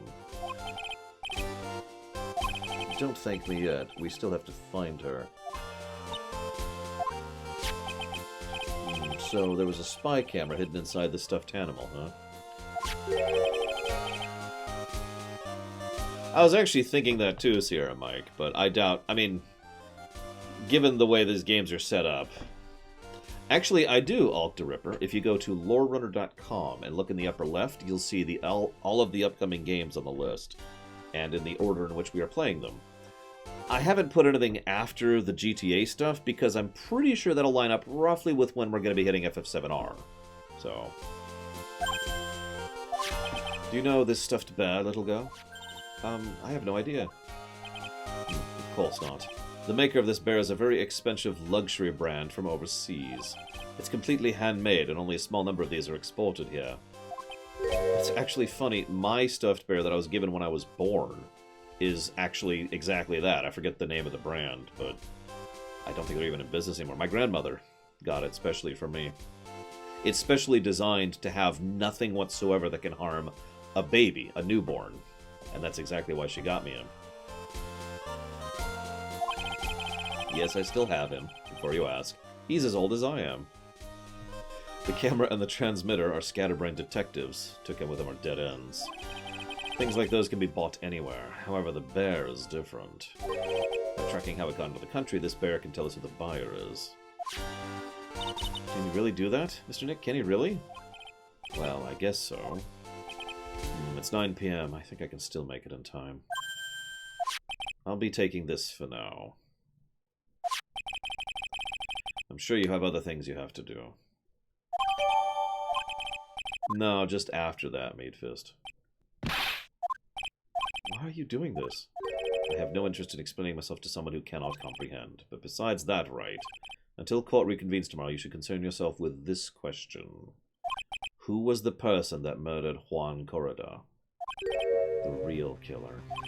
Do you still think it's Andrea Andrews? To be honest, I don't know. You still have a little time left. Find the truth, right? Everything begins with the truth. See, the funny thing is, I've kind of already noticed this. Everyone in these games has a quirk. Even him. But his quirk is just one that I actually like. His quirk is the truth.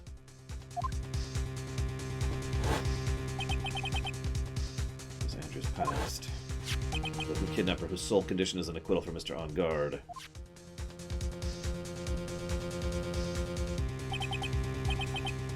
I think I've also figured out another reason why I like Edgeworth more than Wright. You know, I suppose, in addition to everyone else in the entire universe. No, my quirk is absolute power. But Wright hasn't... When I talk about story, I always break it down to 6 points, right? Plot, characterization, character growth, setting, theme, and fun. Right? That's the 6 points of story. Wright has characterization, but no character growth. He hasn't had an arc of any real substance. By contrast, Edgeworth has had not only an arc, but an arc that has crossed 2 games. And I tend to enjoy characters more that actually develop than characters that stay stagnant. Just in general, even if I like a character that's stagnant, I tend to prefer a character that's developing.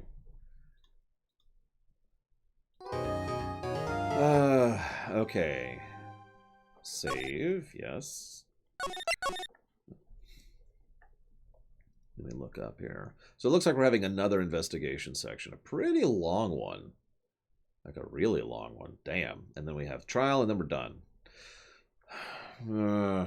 What do you guys think? You think we should start pushing through it? Like, it's a little early to cut off. Although I could... You know what? I have something else I want to work on. So with your permission, I'm going to go work on that. And cut off a little early. That's okay with everyone. So I'm going to cut off. I'll be back after the lunch break at 3, usual time, because I'm getting some other wrong. Yeah, I'll give you some gum. Hang on. Do you like carrot flavored gum? Anyways.